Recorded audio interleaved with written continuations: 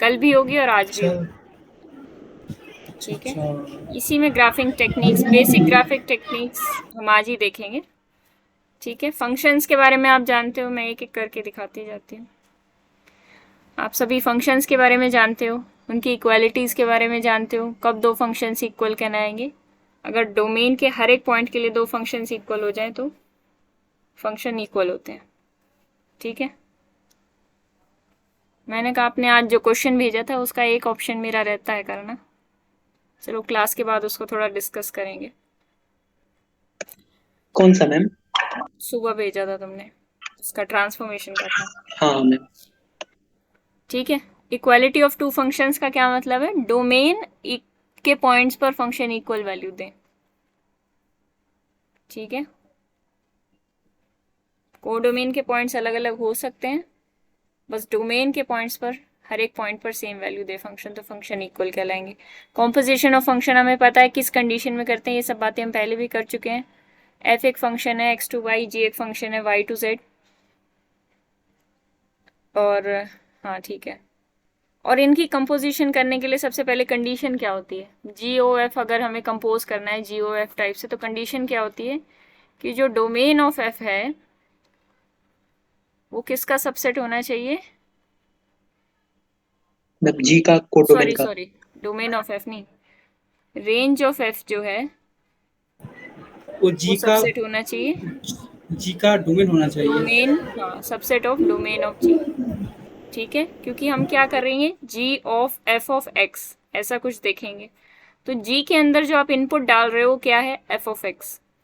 और F of x अगर जी के अंदर जी के डोमेन का एलिमेंट नहीं होगा, यानी रेंज ऑफ एफ अगर डोमेन का पार्ट नहीं होगा, तो कॉम्पोजिशन डिफाइन नहीं होगा। मेरी आवाज़ क्लियर आ रही है? Yes ma'am. एक मिनट।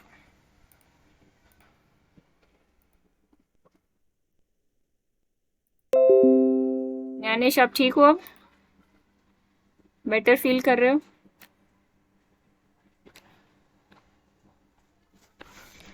चलो, लगता है आवाज़ नहीं पहुंची अभी तक मेरी। Yes ma'am. अच्छा ठीक है, दवाइयाँ लिखी हैं डॉक्टर दवाइयाँ ने? लिखी है डॉक्टर ने? हाँ मैम, ट्रीटमेंट चालू है और सलाइंस वाली ट्रीटमेंट है जिसमें हर एक वीक में 4 सलाइन देते। अच्छा, तो कब तक ठीक होने को बताया डॉक्टर ने? अच्छा, तो कल तो उधर ही कब ठीक हॉस्पिटल में होने को था। बताया डॉक्टर ने?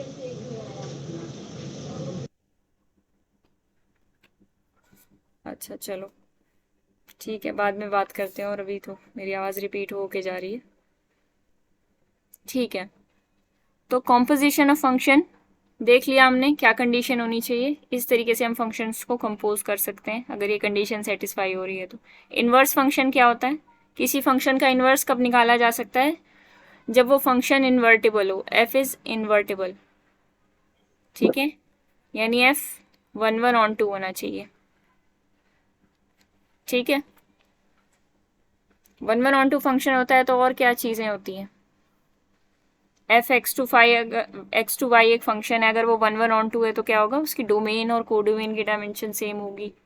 सॉरी, उनकी कार्डिनैलिटी सेम आ जाएंगी, मैं कार्डिनलिटी। लिनियर अलजेब्रा में बात कर रही हूँ। तो उनकी कार्डिनैलिटी सेम होनी चाहिए। ठीक है, खैर ये तो एक नेसेसरी कंडीशन हो गई, लेकिन जो नेसेसरी इनसफिशिएंट कंडीशन है वो क्या है? Function one one onto होगा तो उसका इन्वर्स निकाला जा सकता है, जैसे कि f of x is equal to x square. Is it an invertible function?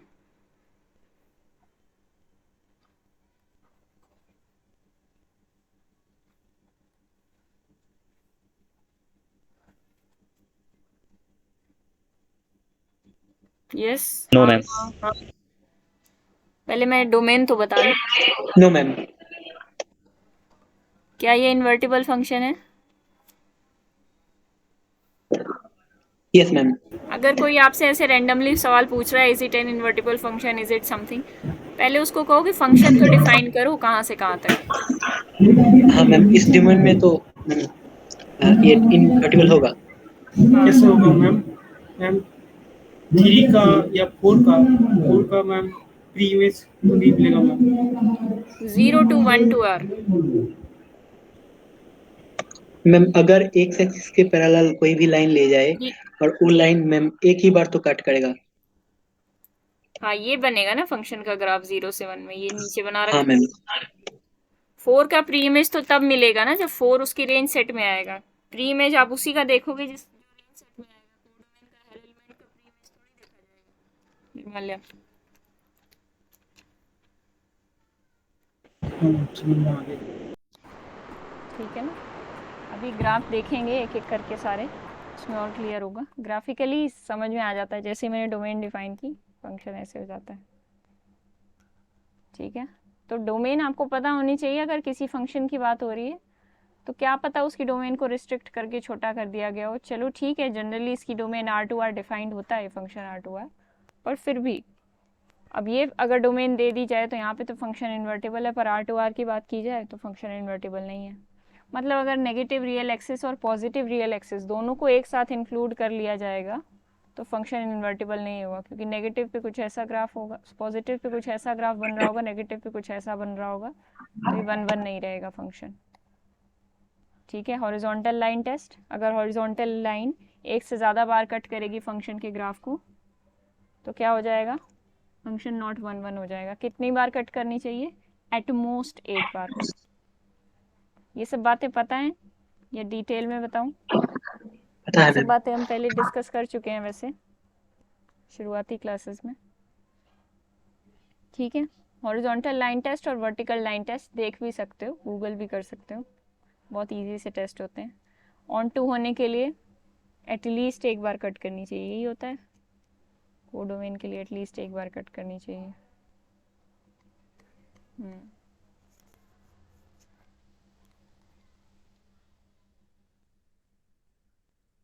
चलो यही होता है। ऑन टू होने के लिए फंक्शन अगर ऑन टू है तो हम ग्राफिकली कैसे चेक करते हैं उसको ऑन टू, कि कोडोमेन के हर एक पॉइंट के लिए जब आप वर्टिकल लाइंस लगाओगे तो वो एटलीस्ट एक बार ग्राफ को कट करनी चाहिए। अगर कट नहीं कर रही है किसी पॉइंट के, कोडोमेन के किसी पॉइंट पे, तो फिर वहाँ पे फंक्शन ऑन टू नहीं होगा। डोमेन ऑफ डेफिनेशन क्या है, एक ऐसी डोमेन जहाँ पे फंक्शन डिफाइंड हो।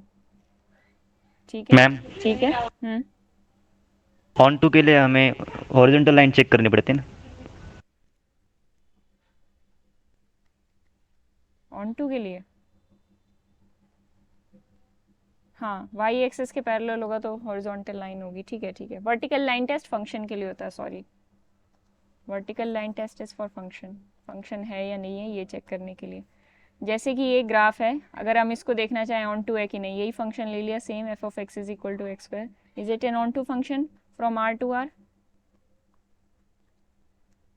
अगर हम नो इस मैम। पे अगर हम हॉरिजॉन्टल लाइन टेस्ट लगाएंगे तो हॉरिजॉन्टल लाइन ऊपर तो हर जगह काटेगी ग्राफ को एक बार, कम से कम एक बार, लेकिन नीचे अगर इसको ड्रॉ करेंगे हॉरिजॉन्टल लाइंस, कोडोमेन तो पूरी है, कोडोमेन तो पूरी आर है, तो पूरी कोडोमेन पे अगर आप हॉरिजॉन्टल लाइन लगाते जाओगे वाई एक्सिस पे तो आप देखोगे कि नेगेटिव वाई एक्सिस पे एक बार भी वो फंक्शन के ग्राफ को टच नहीं कर रही है, कट नहीं कर रही है, इंटरसेक्ट नहीं कर रही है, इसलिए फंक्शन ऑन टू नहीं होगा।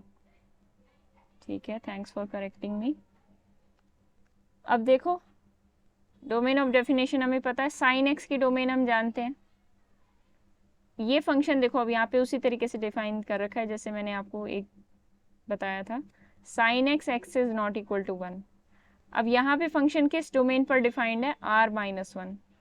ये फंक्शन साइन एक्स नहीं है, लेकिन इस साइन एक्स के इक्वलेंट है जहाँ जहाँ x is not equal to 1, तो इसकी डोमेन क्या होगी, r माइनस 1। अगर फंक्शन सिर्फ इतना दे रखा होगा, आपसे डोमेन अगर पूछी गई तो आप क्या लिखोगे, r में से सिंगलटन 1 हटा दो, तो ये डोमेन ऑफ डेफिनेशन बन जाएगी इस फंक्शन की। ये फंक्शन कौन सा है, 1/x फंक्शन है। 1/x का ग्राफ आप जानते हो इस तरीके से होता है। ये बेसिक वाले जो ग्राफ्स हैं ये तो हमेशा ड्रॉ करके देखते रहा करो ताकि दिमाग में रहे।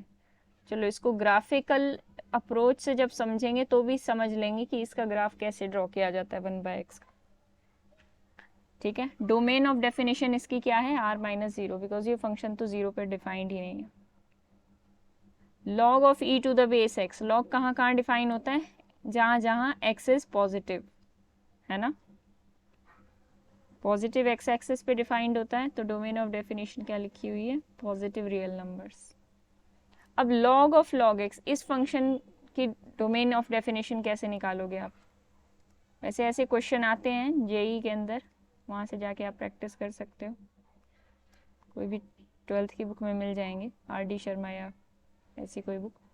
इस फंक्शन का हमें अगर डोमेन ऑफ डेफिनेशन निकालना है, फंक्शन है log of e to the base log of e to the base x। Function का डोमेन ऑफ डेफिनेशन कैसे निकालेंगे? हम जानते हैं लॉग फंक्शन, जो भी लॉग फंक्शन होता है उसका डोमेन ऑफ डेफिनेशन क्या होता है? जो भी आप उसके अंदर इनपुट डाल रहे हो that has to be greater than 0। तो मान लो हम उसके अंदर y इनपुट डाल रहे हैं तो y को ग्रेटर देन 0 होना चाहिए। यहाँ पे हम इनपुट क्या डाल रहे हैं फंक्शन के अंदर? log of e to the base x। इसका मतलब log of e to the base x should be greater than 0। अब ये ग्रेटर देन 0 कब होता है?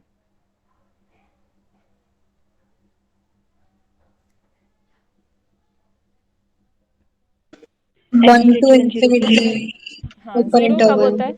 0 कब होता है? 1 पे 0 होता है, log 1 0। तो ग्रेटर देन 0 किस पे होगा? ओपन 1 टू इन्फिनिटी वाले इंटरवल पे। ठीक है, तो डी ऑप्शन भी कर लिया हमने, समझ लिया कैसे देखेंगे। Yes ma'am. नीचे वाले को भी आप समझ सकते हो, log of this thing, this whole thing is greater than 0। उसके लिए आप बार बार सेम प्रोसेस को रिपीट करते चले जाओगे। तो सबसे पहले तो log of e to the base x, log of e to the base x, this thing should be greater than 0। ये ग्रेटर देन 0 कब होगा?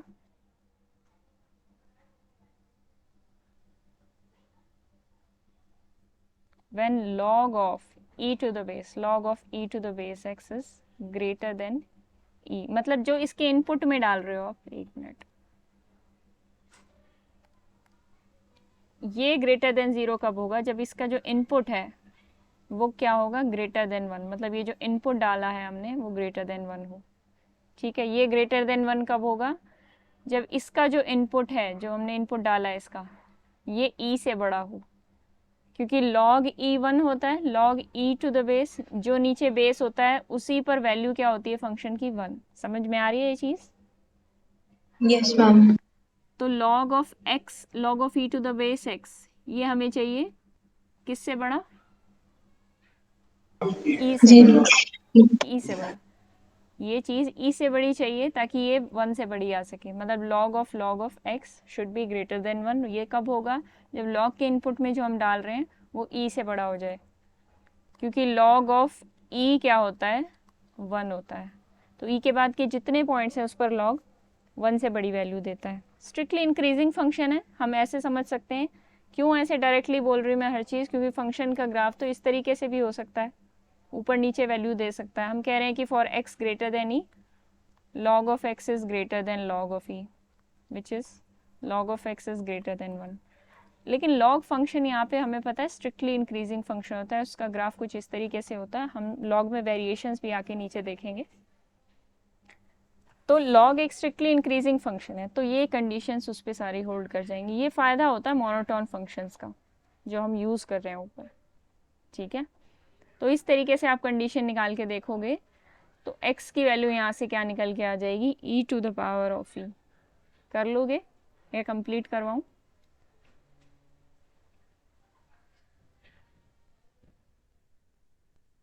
हो जाएगा मैम। ठीक है, ट्राई करना और बताना मुझे। हाँ मैम, हो जाएगा। आइडेंटिटी फंक्शन हम सब जानते हैं कौन सा फंक्शन होता है? Identity function is f of x is equal to x। कुछ भी डोमेन दे दी जाए, लेकिन मेनली डोमेन अगर स्टैंडर्ड की बात की जाएगी तो R2R डिफाइंड होगा ये function f of x is equal to x। इसका ग्राफ कैसा होता है? इस तरीके का होता है। ये एक ऐसा ग्राफ है जो सबको आता होगा, इसमें कोई दिक्कत नहीं होगी। कैसा फंक्शन है? स्ट्रिक्टली इंक्रीजिंग फंक्शन है। और क्या बोल सकते हो इस फंक्शन के बारे में जो हम अभी तक पढ़ते आ रहे हैं? चलो, बाउंडेड फंक्शन की डेफिनेशन नीचे आएगी, पर मैं आपको बता चुकी हूँ बाउंडेड फंक्शन क्या होता है। What is a bounded function? जिसका रेंज सेट बाउंडेड हो। क्या ये फंक्शन बाउंडेड है? No ma'am. इसका रेंज सेट क्या है? Minus infinity to infinity. Invertible function है, range set minus infinity to Yes, ma'am. Infinity है। यस ठीक है, मैम। V1/2 फंक्शन है, बहुत ही अच्छा फंक्शन है। ठीक है, इसके अंदर सारी क्वालिटीज़ हैं, कॉन्टिन्यूस है, डिफरेंशिएबल है, स्मूथ है, हर तरीके का, मतलब सारे सर्व गुण संपन्न फंक्शन है ये। ठीक है, हर जगह एडजस्ट हो जाता है। इसके बाद आते हैं पॉलिनोमियल फंक्शंस। पॉलिनोमियल फंक्शन हम जानते हैं क्या होती हैं। पॉलिनोमियल जिनकी जनरल टर्म किस तरीके से गिवन होती है, a0 plus a1x plus a2x square plus up to so on, कुछ ना कुछ। उनकी जो x की जो पावर्स में रेज होते हैं वो क्या होते हैं, नेचुरल नंबर्स होते हैं। कोफिशिएंट्स रियल से आ रहे होंगे, ठीक है, हम रियल पॉलिनोमियल्स की बात कर रहे हैं, सारा काम रियल में चल रहा है, रियल फंक्शंस डिफाइन कर रहे हैं। R या S1 टू S2, जहाँ पे S1 भी सबसेट ऑफ R है और S2 भी सबसेट ऑफ R है, ठीक है। तो पॉलिनोमियल्स क्या होते हैं, जिनकी जनरल टर्म कुछ इस तरीके से दिखती है। पॉलिनोमियल्स हम बचपन से पढ़ते आ रहे हैं, नीचे एग्जाम्पल भी दे रखा है पॉलिनोमियल फंक्शन का, आप देख लेना। इसके बाद आता है मॉडुलस फंक्शन। अच्छा, पॉलिनोमियल्स क्या इन्वर्टिबल होते हैं, इन जनरल इन्वर्टिबल और मोनोटोनिकली इंक्रीजिंग और बाउंडेड, इन सब बातों के बारे में आप क्या कहोगे। R no to ma'am, R integral तो नहीं होता है। आर टू मैम आर अगर R to R even order का होगा तो नहीं होगा, अगर ऑड ऑर्डर का होगा तो होगा। तो होगा। ऑड ऑर्डर का होगा तो इन्वर्टिबल होगा। नहीं ma'am, only x cube x square ऐसा ले तो होगा, सिर्फ अगर ऐसा ले तो नहीं होगा। एक्स क्यूब होगा, मतलब एक्स क्यूब जैसे फंक्शंस होंगे। लेकिन देखो, अब ऑड ऑर्डर में भी ऐसे पॉलिनोमियल्स आपको मिलेंगे आगे जाके जो ऐसे ग्राफ बनता है जिनका, ठीक है। ऑड पॉलिनोमियल्स की खास बात ये होती है कि वो उनका जो रेंज सेट होता है, अगर हम R टू R डिफाइन करें, उनका जो रेंज सेट होता है क्या होता है, R होता है, मतलब ऑन टू होते हैं R to R। Odd polynomials जो होते हैं R to R onto होते हैं। मोनोटोनिक की कोई बात नहीं की जा सकती, ठीक है, एक्स क्यूब में की जा सकती है, ये स्ट्रिक्टली इंक्रीजिंग फंक्शन है, अनबाउंडेड फंक्शन है। और देखो ये जो ऑन टू पॉलिनोमियल्स हैं, ऑड पॉलिनोमियल्स की बात कर रही हूँ, ऑब्वियसली ये ऑन टू हैं, R टू R, ये अनबाउंडेड भी होते हैं R टू R की अगर बात की जाए, ठीक है। और हमने क्या डिस्कस किया, तो इन्वर्टिबिलिटी नहीं हो सकती इन जनरल, कुछ पॉलिनोमियल्स हमें इस तरीके के मिल सकते हैं जो इन्वर्टिबल हों, ठीक है। पॉलिनोमियल्स ड्रॉ करने में भी हेल्प मिल जाएगी अगर हम एक बार थोड़ा सा ग्राफ देख लेंगे, ठीक है। और यही सब बातें थी, तो इन जनरल ये बात नहीं की जा सकती। F of x is equal to x square बहुत अच्छा एग्जाम्पल है, जो 1 1 भी नहीं है, ऑन टू भी नहीं है, R टू R, ठीक है। तो अब मॉडुलस फंक्शन की बात आती है। मॉडुलस फंक्शन यहाँ पे R टू R डिफाइन किया गया है। जो function R to R define किया जा सकता है उसको तो कर ही लो ना। पॉलिनोमियल है, R टू R डिफाइन की जा सकती है। इवन साइन एक्स फंक्शन भी R टू R भी डिफाइन किया जा सकता है, और sine x function R2 -1 to 1 भी डिफाइन किया जा सकता है। दोनों में डिफरेंस क्या है, क्या चेंज होगा साइन एक्स फंक्शन में दोनों केसेस में? कुछ हम कोडोमेन का डिफरेंस है, फंक्शन में कोई चेंज नहीं आएगा। सेकंड फंक्शन इन्वर्टिबल होगा मैम। प्रॉपर्टी में क्या चेंज आएगा ये पूछ रही हूँ मैं, फंक्शन की कोई सेकंड प्रॉपर्टी। वाला वही हो जाएगा, इन्वर्टेबल। सेकंड वाला ऑन टू होगा, इन्वर्टिबल नहीं होगा। साइन एक्स का ग्राफ कैसा होता है, 1 1 नहीं होता ना, ठीक है। हाँ जी। ठीक है, साइन एक्स की एक और खास प्रॉपर्टी होती है पीरियोडिसिटी, सुना ही होगा सबने पीरियोडिक फंक्शंस, उसको भी हम आगे जाके पढ़ेंगे। तो ऑन टू हो जाएगा इस डोमेन पे, मतलब किसी भी फंक्शन को आप ऑन टू बना सकते हो उसकी को डोमेन को रिस्ट्रिक्ट करके, ठीक है। लेकिन एक वो कौन सी टर्म होती थी फंक्शंस की रिस्ट्रिक्शन,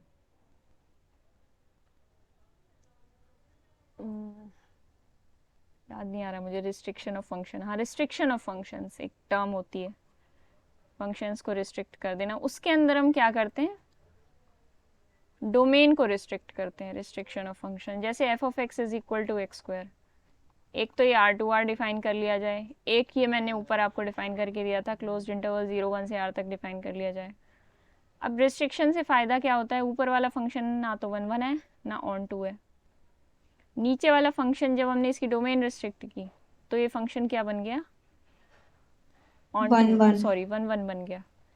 और अगर इसकी डोमेन कुछ ऐसी खास होती, डोमेन पहले से ही छोटी होती, तो इसको 1 1 ऑन टू दोनों बना के इन्वर्टिबल भी बनाया जा सकता था, ठीक है। तो डोमेन रिस्ट्रिक्ट करने से आप फंक्शन को 1 1 बना सकते हो, इसीलिए मेन यूज़ किया जाता है रिस्ट्रिक्शन ऑफ फंक्शंस को। और भी कुछ फ़ायदे होते हैं, अगर वो आएंगे हमारे तो हम उनको देखेंगे। मॉडुलस फंक्शन हमें पता है कौन सा फंक्शन है, एक ऐसा फंक्शन जो नॉन नेगेटिव रियल नंबर्स पे एक्स वैल्यू दे और नेगेटिव रियल नंबर्स पे माइनस एक्स वैल्यू दे। ठीक है, इक्वालिटी ऊपर नीचे दोनों में लगाई जा सकती है, आपकी मर्जी है। 0 पे 0 देता है, पॉजिटिव पे इस तरीके का इसका ग्राफ बनता है। सब लोग जानते हैं मॉडुलस फंक्शन, मैम बोलो। एक स्क्वायर फंक्शन की अगर डोमेन रिस्ट्रिक्ट करा जा सकता है, मतलब आपने जो किया 0 to 1, तो उसमें मैम फंक्शन दोनों ही होगा 1 1 and 2? नहीं, वो तो डिपेंड करता है ना कोडोमेन क्या है। R2R कोडोमेन है तो फिर ऑन टू नहीं बनाया जा सकता इसको, नहीं 1 नहीं 1 ही मैम, बनाया जा सकता। रिस्ट्रिक्टेड जो डोमेन आपने लिखा हाँ 0 to 1 से, हाँ, 0 to 1 रिस्ट्रिक्ट कर दी या कुछ भी उस कर पे दी। मान दोनों लो ही। मैंने ये फंक्शन डिफाइन कर दिया 0 to infinity 2r f of x is equal to x square। अब इसका ग्राफ क्या नहीं बनेगा, नहीं इस मैम, तरीके का बनेगा। f from 0 to 1 to r x हाँ स्क्वायर जो फंक्शन है वो 0 to 1 में इन्वर्टिबल होगा क्या? नहीं, कैसे इन्वर्टिबल होगा, इसकी कोडोमेन r दे रखी है, यही फंक्शन है। मान लो 0 से 1 में है, 0 से 1, ठीक है। नीचे वाले y एक्सिस के जो पॉइंट्स हैं वो कैसे कवर होंगे, अगर ये फंक्शन डिफाइंड है, इस इन्फिनिटी को 1 कर लो, अच्छा, हाँ हाँ हाँ मैम, ठीक है, समझ में इन्वर्टिबल आया। नहीं होगा। अगर कोडोमेन के साथ छेड़छाड़ नहीं कर रहे हो, आर रख रहे हो, तो इस केस में इन्वर्टिबल नहीं होगा। तो आप देखो कि फंक्शन का ग्राफ बन सकता है, ग्राफ बना के देखो कि सारे पॉइंट्स कवर हो रहे हैं कि नहीं हो रहे, प्री इमेजेस आ रही हैं सबकी कि नहीं आ रही। ठीक है, और जब हम किसी फंक्शन का इन्वर्स निकालते हैं, जैसे निर्माल्या का ये डाउट था कि कौन सा फंक्शन मैम लिया था आपने। हाँ मैम जो ग्राफ वाला टेस्ट है, हॉरिजॉन्टल टेस्ट, मैम उसमें स्ट्रेट लाइन को मतलब एक्स एक्सिस के पैरेलल जो स्ट्रेट लाइन लेंगे हम, तो 1 1 दिखाने के लिए सिर्फ डोमेन में ही मतलब वो हॉरिजॉन्टल होगा या वर्टिकल होगा? हॉरिजॉन्टल ही होगा ना, डोमेन में भी। डोमेन में चेक करेंगे, अगर उसको चेक कर रहे हैं, कौन सा क्या बोलते हैं उसको, 1 1। ठीक है, जैसे 1 1 चेक कर रहे हैं तो हमें यहाँ डोमेन में चेक करना है, मतलब जहाँ जहाँ फंक्शन का ग्राफ बना है वहाँ ग्राफ में ही जाके चेक करना है कि वो ग्राफ कहीं, ग्राफ के बाहर ये येलो लाइन ग्राफ नहीं को 2 होगा? बार तो नहीं कट कर रही है, अच्छा 1 मैम, या 0 ठीक। बार कट करनी चाहिए। तो हॉरिजॉन्टल लाइन तो खैर आप पूरे पे ही लगा सकते हो, एट मोस्ट 1 बार कट करनी चाहिए। 2 बार कट करेगी तो हमें पता चल जाएगा फंक्शन का ग्राफ क्या है, 1 1 नहीं है। लेकिन नीचे वाला जो हम स्ट्रेट लाइन लेंगे वो तो एक बार भी नहीं हाँ, तो कट रहा है। इसीलिए एट मोस्ट 1 पॉइंट बोला है ना, एट अच्छा मैम, मोस्ट 1 पॉइंट, एक ज़्यादा से ठीक है ज़्यादा मैम। 1 बार कट करें। ठीक है, अच्छा मैं ये बता रही थी कि जब फंक्शन का आप इन्वर्स निकालते हो, डेफिनेशन में भी पढ़ लेना, मैंने पूरी कंप्लीट पढ़वाई नहीं है। जब इन्वर्स निकालते हो फंक्शन का तो ये ध्यान रखना, मान लो फंक्शन डिफाइंड है a2r, इस फंक्शन का इन्वर्स करना है, इसका रेंज सेट क्या होगा, रेंज सेट का कुछ भी नाम होगा f of a। ठीक है, मान लेते हैं फंक्शन 1 1 भी होगा, ऑन टू भी होगा। तो जब आप इसका इन्वर्स डिफाइन करोगे तो r2a डिफाइन नहीं होगा। इसका मैं एग्जाम्पल बताती हूँ जो आप बहुत अच्छे से जानते हो, बहुत फैमिलियर हो। आवाज़ आ रही है डीजे की, हाँ मैम, हमारे पड़ोस में शादी है। मैंने दोपहर में इसलिए क्लास कैंसिल कर दी कि थोड़ा वहाँ भजन हो रहा था, अब डीजे चल रहा है। चलो मैं गेट बंद कर लेती हूँ, रुको 1 मिनट दो मुझे।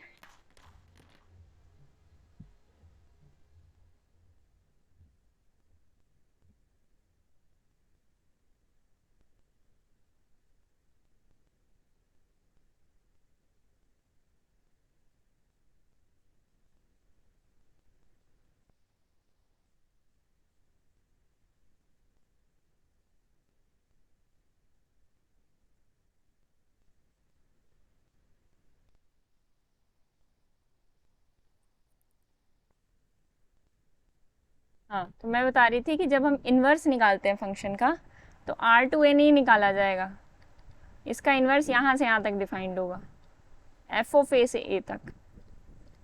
ठीक है, उसकी रेंज से उसकी डोमेन तक। ठीक है, क्योंकि जब आप इन्वर्स फंक्शन निकालोगे तो इस, अगर आप r ले रहे हो डोमेन, तो इसके अंदर तो ऐसे बहुत सारे पॉइंट्स पड़े होंगे जिसकी प्री इमेज नहीं आई होगी पहले, मतलब आर के अंदर ऐसे पॉइंट्स होंगे जिनकी प्री इमेज नहीं आई होगी, f I is not equal to R in general. तो फिर आप उनकी इमेज क्या रखोगे एफ इनवर्स के अंदर। फॉर एग्जाम्पल जब हम साइन एक्स का फंक्शन देखते हैं, साइन एक्स कहाँ से कहाँ तक डिफाइंड होता है, आर टू आर, लेकिन जब साइन इनवर्स एक्स डिफाइन किया जाता है तो उसको डिफाइन किया जाता है -1 to 1 to r। ऐसा क्यों किया जाता है, क्योंकि जो साइन एक्स का रेंज सेट है वो क्या है, -1 to 1। जैसे साइन एक्स का ग्राफ ये बनता है, तो अब -1 to 1 इसकी डोमेन रख के साइन इनवर्स एक्स की, तभी इसको इन्वर्ट किया जा सकता है। तो इन्वर्टिबल फंक्शन -1 to 1 के बीच में डिफाइंड होता है साइन एक्स का, और कुछ ऐसा सा ग्राफ बनता है इसका, ये होता है इन्वर्टिबल फंक्शन। ठीक है, ये साइन इनवर्स एक्स का ग्राफ है। थोड़ा सा टेढ़ा मेढ़ा है बस देखने में, क्योंकि मैंने हाथ से बनाया है।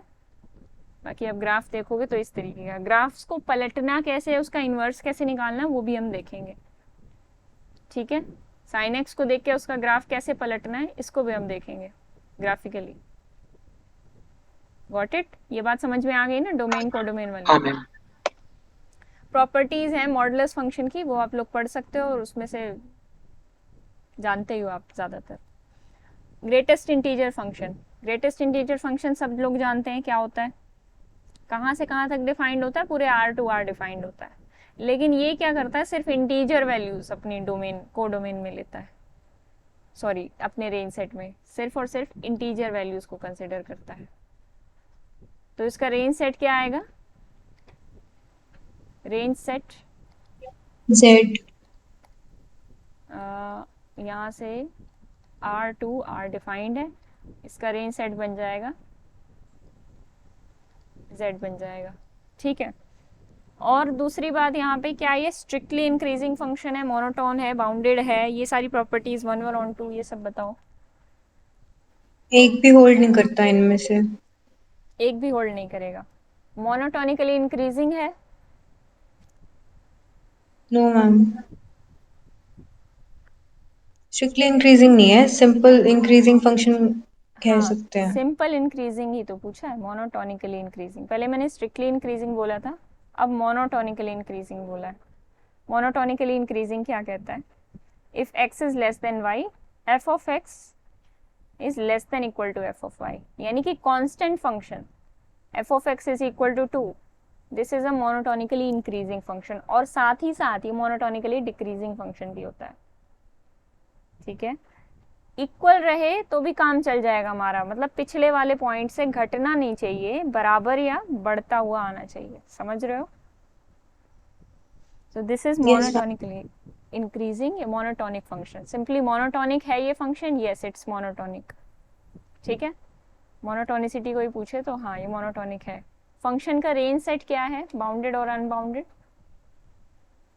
लिखा भी हुआ है, this is integer so it is unbounded. ठीक है, this is not 1 1 not on 2, तो ये सब बातें हैं इसके बारे में। तो ये जो बेसिक चीज़ें हैं आप सोचते रह सकते हो फंक्शंस के बारे में, सोच के जितने आप फंक्शंस जानते हो। इसकी कुछ ये प्रॉपर्टीज़ हैं, ये आप देख सकते हो, बहुत ही बेसिक प्रॉपर्टीज़ हैं। यहाँ पे आप कुछ एग्जांपल्स लेके समझ जाओगे इन प्रॉपर्टीज़ को।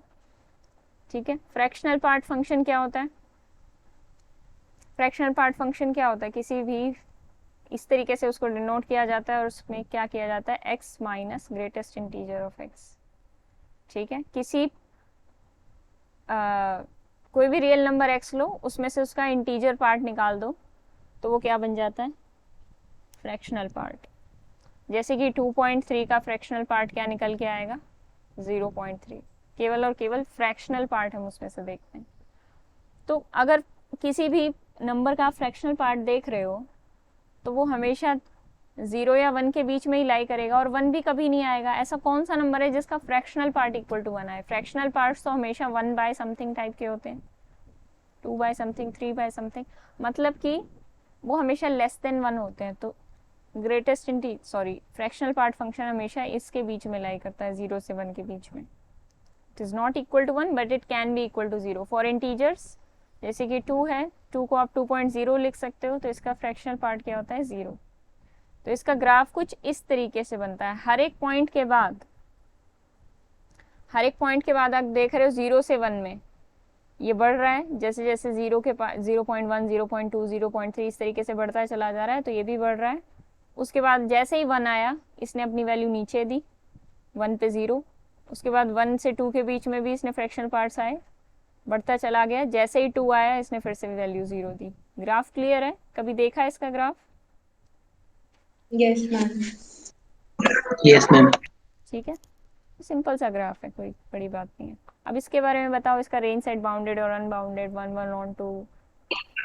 बाउंडेड होगा। रेंज बाउंडेड है, रेंज बाउंडेड है, वन नहीं है, मोनोटोनिसिटी। 1 1 तो नहीं होगा, मोनोटोनिक 1 भी 2 भी नहीं नहीं है होगा। ऑन 2 नहीं होगा। ऊपर रेंज वो देखना जरा, अब भी नहीं है ये।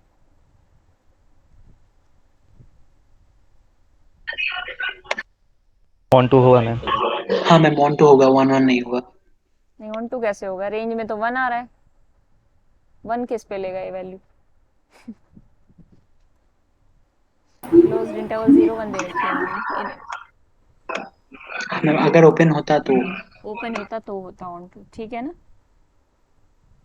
ये तो ध्यान से देखना चाहिए कोडोमेन क्या है, उस हिसाब से हम जज करेंगे। अच्छा, और क्या है?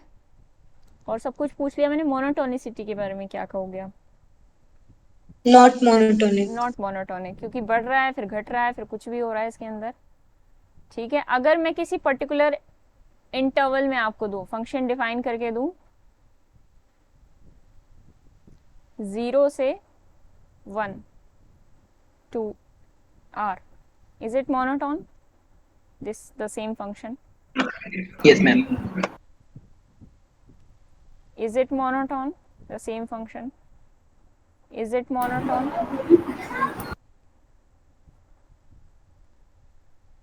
This is monotone, right? Second monotone नहीं होगा मैम। थर्ड मोनोटोनिक है मैम। थर्ड होगा मैम, थर्ड होगा। सेकंड नहीं होगा। इसका कोई भी सबसेट ले लो इस डोमेन का, मोनोटोन हो जाएगा फंक्शन। ठीक है, सेकंड वाला नहीं होगा क्योंकि 1 पे वो 0 वैल्यू ले रहा है, वो वापस पीछे चला गया। ठीक है, very good. Least integer function, अब इसकी प्रॉपर्टीज आप देख सकते हो, देख लेना, बहुत ही सिंपल है। इंटीजर पे 0 ले रहा है और ऐसी ऐसी बातें कर रखी हैं, तो सिंपल सी प्रॉपर्टीज हैं। लीस्ट इंटीजर फंक्शन क्या होता है? जिसको सीलिंग फंक्शन भी बोला जाता है। अच्छा, ग्रेटेस्ट इंटीजर फंक्शन को बोला जाता है, क्या बोला जाता था? Floor function. उसको फ्लोर फंक्शन बोला जाता है। इसका थोड़ा यूज कम होता है, लेकिन ये भी इक्वली इंपॉर्टेंट है। लीस्ट इंटीजर फंक्शन थोड़ा सा दिखता कम है पर इंपॉर्टेंट तो है। लीस्ट इंटीजर फंक्शन क्या कहता है? Least integer greater than equal to that number. Least integer, इसका साइन कैसे होता है? नीचे की तरफ, ये सीलिंग फंक्शन होता है ना, तो ये सीलिंग पे आप ऐसे ढक देते हो सीलिंग को, और अगर फ्लोर फंक्शन है तो ऐसे। फ्लोर फंक्शन का ये साइन भी होता है और ये साइन भी होता है, दोनों ही होते हैं। तो अगर 2.3 का लीस्ट इंटीजर फंक्शन देखना है तो क्या होगा? Least integer greater than equal to 2.3 which is 3। ऐसा सबसे छोटा इंटीजर जो 2.3 से बड़ा हो, 2.3 से जस्ट बड़ा integer, least integer greater than equal to. ठीक है, -2.3 का अगर आप निकाल रहे होगे तो क्या आएगा? Least integer greater than equal to -2.3। बताओ। -2 आएगा। ठीक है, तो ये होता है आपका लीस्ट इंटीजर फंक्शन। इसका ग्राफ उसी अकॉर्डिंगली बना है, 0 पे 0 देगा। ये थोड़ा सा मुझे गलत लग रहा है ग्राफ, क्योंकि इसने 2 पे 2 वैल्यू दे रखी है, सॉरी 2.5 पे 2.5 ही दे रखी है वैल्यू, 2.5 पे 2 दे रखी है। हाँ, 2.5 पे 2 तो नहीं देता, 2.5 पे तो आंसर 3 आता है फंक्शन का। मैं सही देख रही हूँ ना? 2.5 पे 2, तो इस हिसाब से तो ग्रेटेस्ट इंटीजर फंक्शन का ग्राफ हो गया। तो आपको ये थोड़ा सा सरकाना है ऊपर की तरफ, एक एक स्टेप ऊपर बढ़ाना है इनको। ठीक है, तो अपना ग्राफ बना के देख लेना, इंटरनेट पे चेक कर लेना बना के जब देख लो। ये 1 2 प्रॉपर्टीज हैं इसकी। एक्सपोनेंशियल फंक्शन, हम सब जानते हैं एक्सपोनेंशियल फंक्शन क्या होता है। एक्सपोनेंशियल फंक्शन में 2 केसेस हो सकते हैं। फंक्शन का graph for a greater than 1। Exponential में हम ज्यादातर कौन सा पढ़ते हैं? फेवरेट वाला exponential e to the power x। e की पावर x। लेकिन कुछ भी हो सकता है एक्सपोनेंशियल में, तो 2 to the power x, 10 to the power x, कोई भी एक्सपोनेंशियल हो सकता है। इन्हीं एक्सपोनेंशियल्स की वजह से वो लॉग बेस अलग अलग बने हैं। एक्सपोनेंशियल और लॉगरिथम क्या है, एक दूसरे के इनवर्स फंक्शंस हैं, ठीक है ना, पता है ये बात। तो इसका ग्राफ कुछ इस तरीके से होता है when a is greater than 1। इसको आप याद कैसे रख सकते हो, याद ऐसे रख सकते हो कि पहली बात तो e की पावर x को याद करना, when a is greater than 1 e की पावर x को याद करना, या नहीं भी याद करोगे तो भी चलेगा। अब इस टाइप का जो फंक्शन होता है e की पावर x या 2 की पावर x, ये क्या होता है, मोनोटोनिकली इंक्रीजिंग होता है और स्ट्रिक्टली इंक्रीजिंग होता है। तो आपको पता है इसका ग्राफ कैसे बनना है, स्ट्रिक्टली इंक्रीजिंग बनना है। इन्फिनिटी पे इसका बिहेवियर और माइनस इन्फिनिटी पे इसका बिहेवियर क्या होता है, इन्फिनिटी पे इट अप्रोचेस टू इन्फिनिटी और माइनस इन्फिनिटी पे इट अप्रोचेस टू 0। ये तीन बातें सोच लो कि आपको ग्राफ दिमाग में आ जाएगा, रटने की जरूरत नहीं है, ये तीन बातें सोच लेनी है। और जब हम ग्राफ पढ़ते हैं, हम जब ग्राफ पढ़ते हैं उसके अंदर हम कर्व ट्रेसिंग जब पढ़ते हैं, तो कर्व ट्रेसिंग में भी यही सब चीज़ें सिखाई जाती हैं। उसका इन्फिनिटी पे बिहेवियर देखो, माइनस इन्फिनिटी पे देखो, उसकी कनकेविटी, कन्वेक्सिटी, मैक्सिमा, मिनिमा, यही सब चीज़ें देखनी होती हैं। लेकिन हमें इसका ग्राफ पता है, ठीक है, तो हमें बस इन्फिनिटी और माइनस इन्फिनिटी पे बिहेवियर देख के और इसकी स्ट्रिक्टली इंक्रीजिंगनेस या डिक्रीजिंगनेस जो भी है वो प्रॉपर्टी देख के समझ में आ जाएगा, तो रटने की ज़रूरत हमें नहीं है।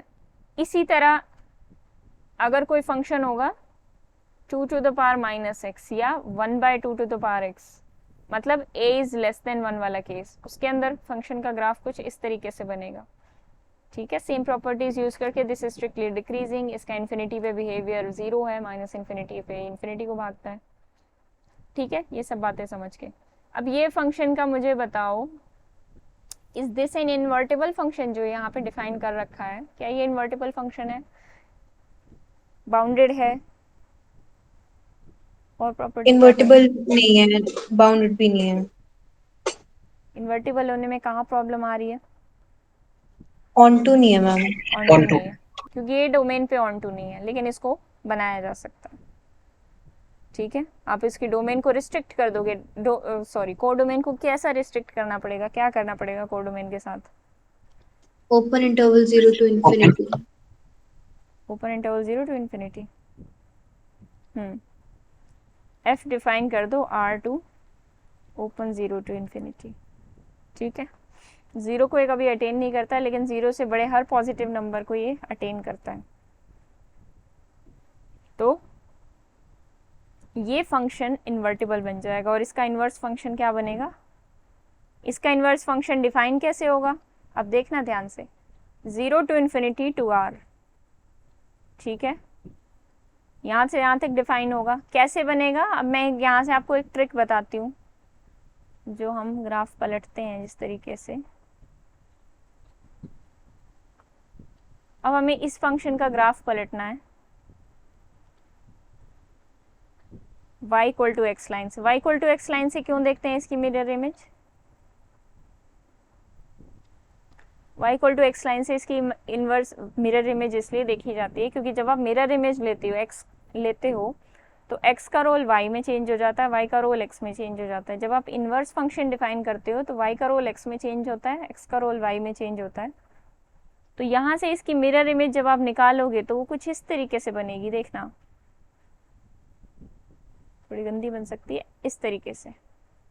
अब ये फंक्शन कौन सा फंक्शन होता है, ये होता है log x function, log x with base e, क्योंकि हम e to the power x का निकाल रहे थे ना, ये e to the power x का ग्राफ था, ये log x का ग्राफ है। तो log x, अब देखो डोमेन पे वापस जाना, क्या log x function 0 to infinity to r defined है, डोमेन ठीक है इसकी, हाँ मैम, ठीक है।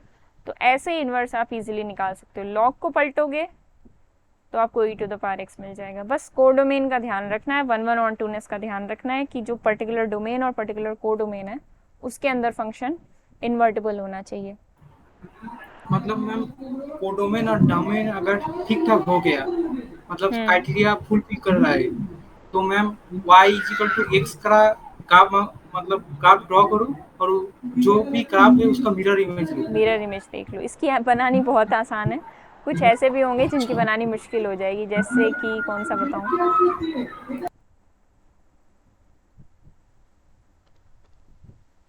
लेकिन बहुत टेढ़े मेढ़े फंक्शंस की डील आपके साथ कम ही होगी, ऐसा नहीं होगा बहुत टेढ़े मेढ़े फंक्शंस आपको बताए जाएं। अब जैसे इस फंक्शन को तो नहीं पलट सकते,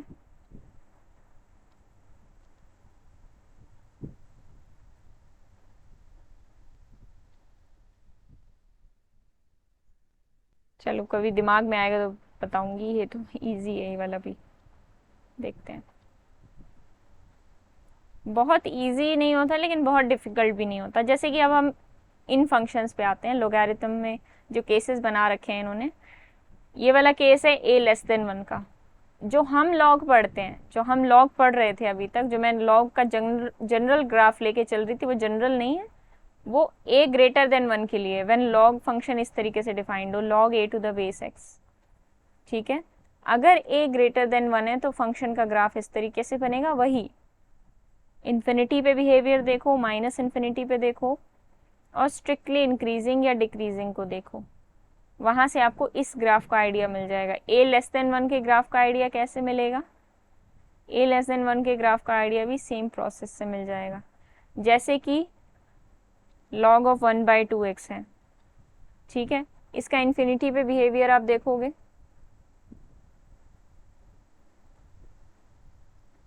हाँ इन्फिनिटी पे देखेंगे तो क्या आएगा? इन्फिनिटी पे minus infinity, log of 1/2x। हाँ, इसको ऐसे लिख सकते हैं, log ऑफ x।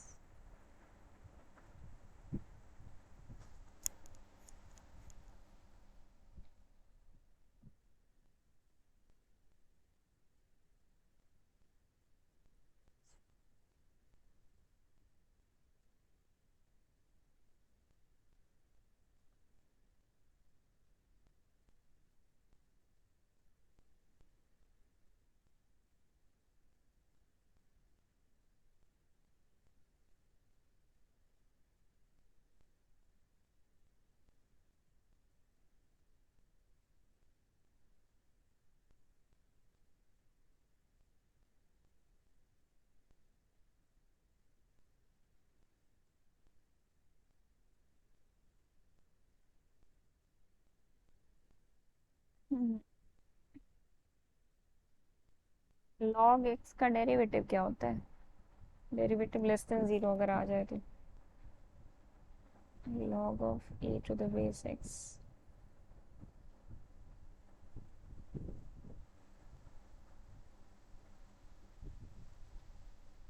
मैम हम क्या कर रहे हैं? डेरिवेटिव निकालना चाहती हूँ मैं इस फंक्शन का, log a to the base x and a is less than 1।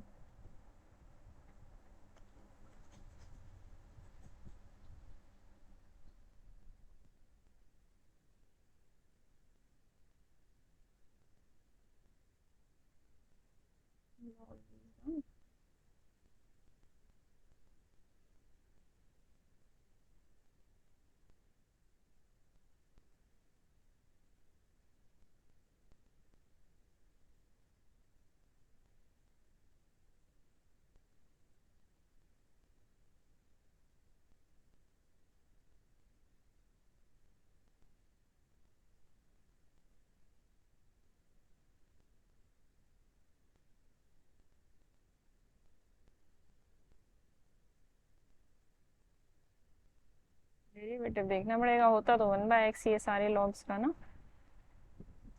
Derivative less than 0 से अगर हम दिखाना चाहें। एक minute,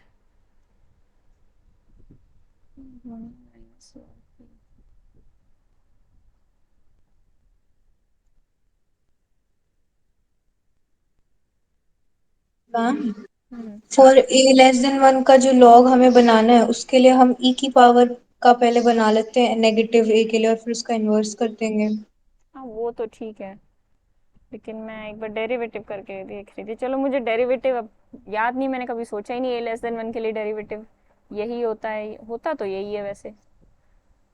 for x less than 1, मतलब मैं उस वे में बताना चाह रही थी जो कर्व ट्रेसिंग वाला वे है। ये तो चलो ठीक है, बात ठीक है आपकी। a लेस देन 1 के लिए एक्सपोनेंशियल अब इस ये तरीके से भी किया जा सकता है एक्सपोनेंशियल वाले से। a लेस देन 1 के लिए एक्सपोनेंशियल का ग्राफ कुछ इस तरीके से होता है, ठीक है। अब इसको पलटना है हमें, आ गया थोड़ा सा अलग फंक्शन। इसको y equal to x line से पलटना है, ये लेस देन 1 का ना, हाँ ठीक है। इसको पलटना है तो क्या करेंगे,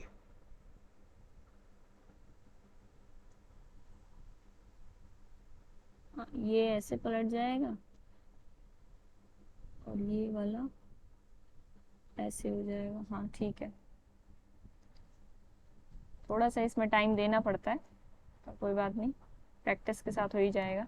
देखो ये वाला जो है, ये ऑरेंज वाला इस लाइन के जो नीचे दिख रहा है, ये इसको इसकी मिरर इमेज देखनी है तो क्या होगी, इसकी मिरर इमेज कुछ ऐसे बनेगी, इस तरीके से, ठीक है। और इसकी मिरर इमेज क्या बनेगी, मतलब इसको उठा के आपको पलट देना है बस। जैसे मिरर में आप उठा के अपना हाथ इधर उधर करके देखोगे तो सेम वही चीज़ है, मिरर से उठा के इधर पलट देना है तो ये इधर ऐसे बन जाएगा। तो इस तरीके का ग्राफ बनेगा फंक्शन का, ठीक है। और ये जो ग्रीन वाला ग्राफ बनेगा ये किसका बनेगा, log ऑफ x का, when a is less than 1, ठीक है। तो इसकी प्रैक्टिस करते रहो ग्राफ्स को पलटने की। हाँ, log of x base to the a का डेरिवेटिव 1/x इंटू 1/ln ऐसा ऐसा होगा ना। 1/ln होगा या ln होगा, 1/ln होगा। मैम हम log of x base to the a को उसकी प्रॉपर्टी यूज़ करके मतलब वो जो प्रॉपर्टी होती है ना बेस चेंज करने की, उससे डेरिवेटिव निकाल सकते हैं ना। ln ऑफ, मैम आप एक बार लिखो। हाँ हाँ बोलो। हाँ बोलो। हाँ, log of x base to the a equals to log ln x upon ln a। अभी इसका डेरिवेटिव निकाल सकते हैं ना, क्योंकि ln a तो कांस्टेंट है। ठीक है ठीक है ठीक है। हाँ यही प्रॉपर्टी मुझे याद नहीं आ रही थी, मैं यही करने की कोशिश कर रही थी। वो ऊपर बेस ई रह सकता है, टू बेस ए, ठीक है। ये कर सकते हैं। इसका डेरिवेटिव लेंगे तो this will be equal to log of, इस तरीके से लिख लेते हैं, log of x 1/log of e to the base A. अच्छा, e इज ग्रेटर देन 1, e इज ग्रेटर देन 1 और a उसके अंदर हम लेस देन 1 डाल रहे हैं।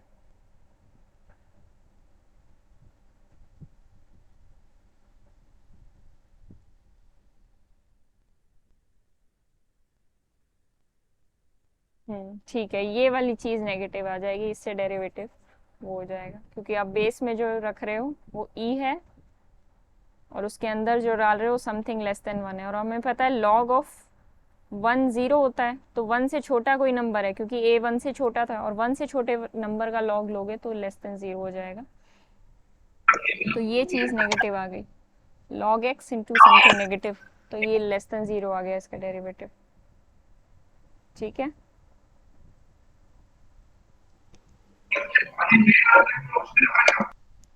ठीक है ना, तो डेरिवेटिव यहाँ से चेक किया जा सकता है।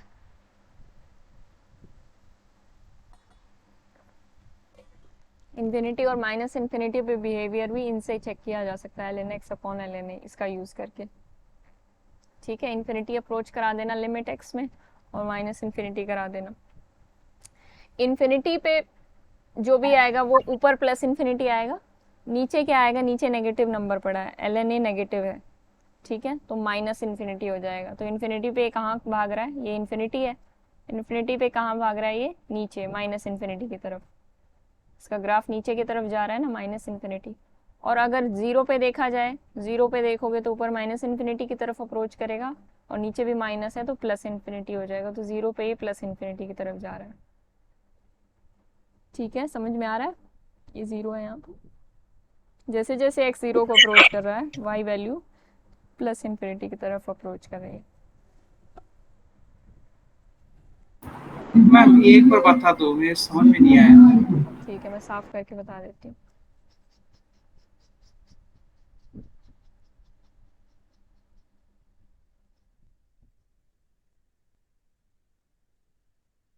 देखो क्या आया था, log of a to the base x को हम लिख सकते हैं ln x over ln a। ln a का मतलब बेस e, ठीक है।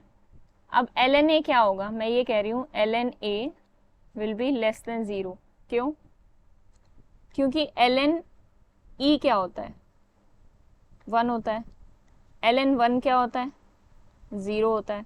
अगर 1 से कोई छोटा नंबर डालोगे ln के अंदर, ln क्या है, strictly increasing function, log function है, स्ट्रिक्टली इंक्रीजिंग फंक्शन है, ठीक है। Log function with base e है, इसलिए स्ट्रिक्टली इंक्रीजिंग बोल रही हूँ मैं। लॉग e लिख दूँ या ln लिख दूँ, बात एक ही होती है। तो log with base e 1 is 0, और log विद बेस e अगर 1 से कोई छोटा नंबर a रखा जाएगा तो क्या होगा, लेस देन 0 आएगा, ठीक है। हाँ मैम, तो ये ln a हमेशा नेगेटिव है। तो log ऑफ बेस a ये क्या हो जाएगा, ln x over something negative, negative number पड़ा है इसके अंदर a, ठीक है। तो अब मुझे ये बताओ कि जब हम इसकी लिमिट निकालेंगे इन्फिनिटी पे वो क्या आएगी, और माइनस इन्फिनिटी पे वो क्या आएगी। इन्फिनिटी पे ऊपर वाला तो इन्फिनिटी की तरफ जाएगा, नीचे कुछ नेगेटिव नंबर पड़ा है, ठीक है। तो ये माइनस इन्फिनिटी की तरफ अप्रोच करेगा। हाँ मैम। 0 पे क्या होगा, ऊपर वाला माइनस इन्फिनिटी, नीचे वाला भी माइनस है, तो ये इन्फिनिटी की तरफ अप्रोच करेगा, जैसा कि हमें इस ग्राफ से दिख रहा है, ठीक है। इस ग्राफ से हमें क्या दिख रहा है कि इन्फिनिटी की तरफ जाते जाते जैसे x वैल्यूज इन्फिनिटी की तरफ जा रही है, y वैल्यू कहाँ जा रही है, माइनस इन्फिनिटी पे। और जैसे जैसे x वैल्यू 0 की तरफ जा रही है, ये हमारा ग्राफ इन्फिनिटी पे जा रहा है, जैसे कि हमने यहाँ से भी निकाल के देख लिया, ठीक है। तो ग्राफ्स को ऐसे जज किया जाता है। इसमें और भी एक दो चीजें मैम हम ग्राफ आगे दोबारा पढ़ेंगे। से बताइए। ग्राफ में जैसे जैसे x वैल्यूज इन्फिनिटी की तरफ अप्रोच करिए, ये देखो ग्राफ कहाँ जा रहा है, y का नीचे की तरफ जा रहा है, और नीचे की तरफ y वैल्यूज क्या है, as x approaches to infinity y कहाँ पे अप्रोच कर रहा है, मतलब उसका फंक्शन का ग्राफ है जो कर्व है वो माइनस इन्फिनिटी की तरफ अप्रोच कर रही है ना। ये आपको ग्राफ को देख के ऑब्जर्वेशन लेनी है। जैसे जैसे x एक्सिस की तरफ आप इन्फिनिटी की तरफ अप्रोच करोगे x एक्सिस पे, y एक्सिस पे देखोगे कि वो कर्व कहाँ जा रहा है, नीचे माइनस इन्फिनिटी की तरफ। और जैसे जैसे यहाँ पे देखोगे x एक्सिस की तरफ 0 के लिए अप्रोच करोगे आप, x वैल्यूज को 0 की तरफ बढ़ाते चले जाओगे, ग्राफ और सीधा होता चला जा रहा है ऊपर की तरफ, सीधा होता चला जा रहा है ऊपर की तरफ, मतलब y वैल्यूज कहाँ पे जा रही हैं, इन्फिनिटी। तो x approaches to 0, y tends to infinity. बताओ एक तक। यस मैम, क्लियर हो गया। ठीक है, ये ग्राफ से ऑब्जर्वेशन लिया जाता है। तो ठीक है, ये प्रॉपर्टीज हैं लॉग की, बहुत बेसिक बेसिक प्रॉपर्टीज लिखी हुई हैं, ठीक है। ये जो 9th प्रॉपर्टी है ये मैंने क्लास में प्रूव कराई थी, a to the log b to the log a। हाँ, ये वाली क्लास में हमने प्रूव भी की थी, ठीक है। प्राची आपको फिर भी कोई दिक्कत आए तो बताना। अब आते हैं रैशनल फंक्शंस, ठीक है। अब आते हैं रैशनल फंक्शंस। रैशनल फंक्शंस में क्या होता है, px ओवर qx टाइप के फंक्शंस होते हैं। px ओवर qx में px भी पॉलिनोमियल, qx भी पॉलिनोमियल होती है, ठीक है। लेकिन qx वाली पॉलिनोमियल क्या है, कहीं भी 0 वैल्यू नहीं दे सकती। मतलब ये फंक्शन की डोमेन क्या होती है, इस फंक्शन की डोमेन होती है set of all those real numbers such that qx is not equal to 0। और जो भी मतलब एक तो qx नॉन जीरो हो जाए और जहाँ जहाँ px डिफाइन हो जाए, ठीक है। तो इसको अच्छे से डिफाइन इन्होंने यहाँ पे कर रखा है। आर रियल नंबर्स के सेट में से वो सेट हटाना है जिसपे डिनोमिनेटर इक्वल टू 0 हो। जैसे कि एक फंक्शन है 1/x, this is also a rational function. इसकी डोमेन हमने देखी है क्या होती है, r माइनस 0। तो डिनोमिनेटर कहाँ पे 0 होता है, x इक्वल टू 0 पे, उसको हमें अपनी डोमेन से निकालना होगा। अब एक फंक्शन है जैसे कि इसकी डोमेन क्या होगी?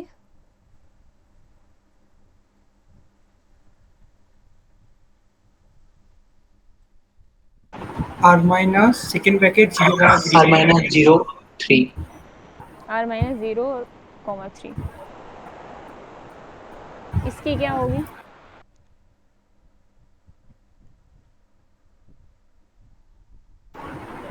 r माइनस 3 में r माइनस 3 होगी।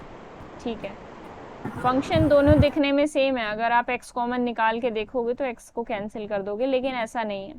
इस तरीके के फंक्शंस में भी ऊपर और नीचे x कॉमन आ रहा है ना, इस तरीके के फंक्शंस में भी हमें डिनोमिनेटर को कम्प्लीटली 0 के इक्वल रख के 0 पे आएगा ना, वो r माइनस 3,0।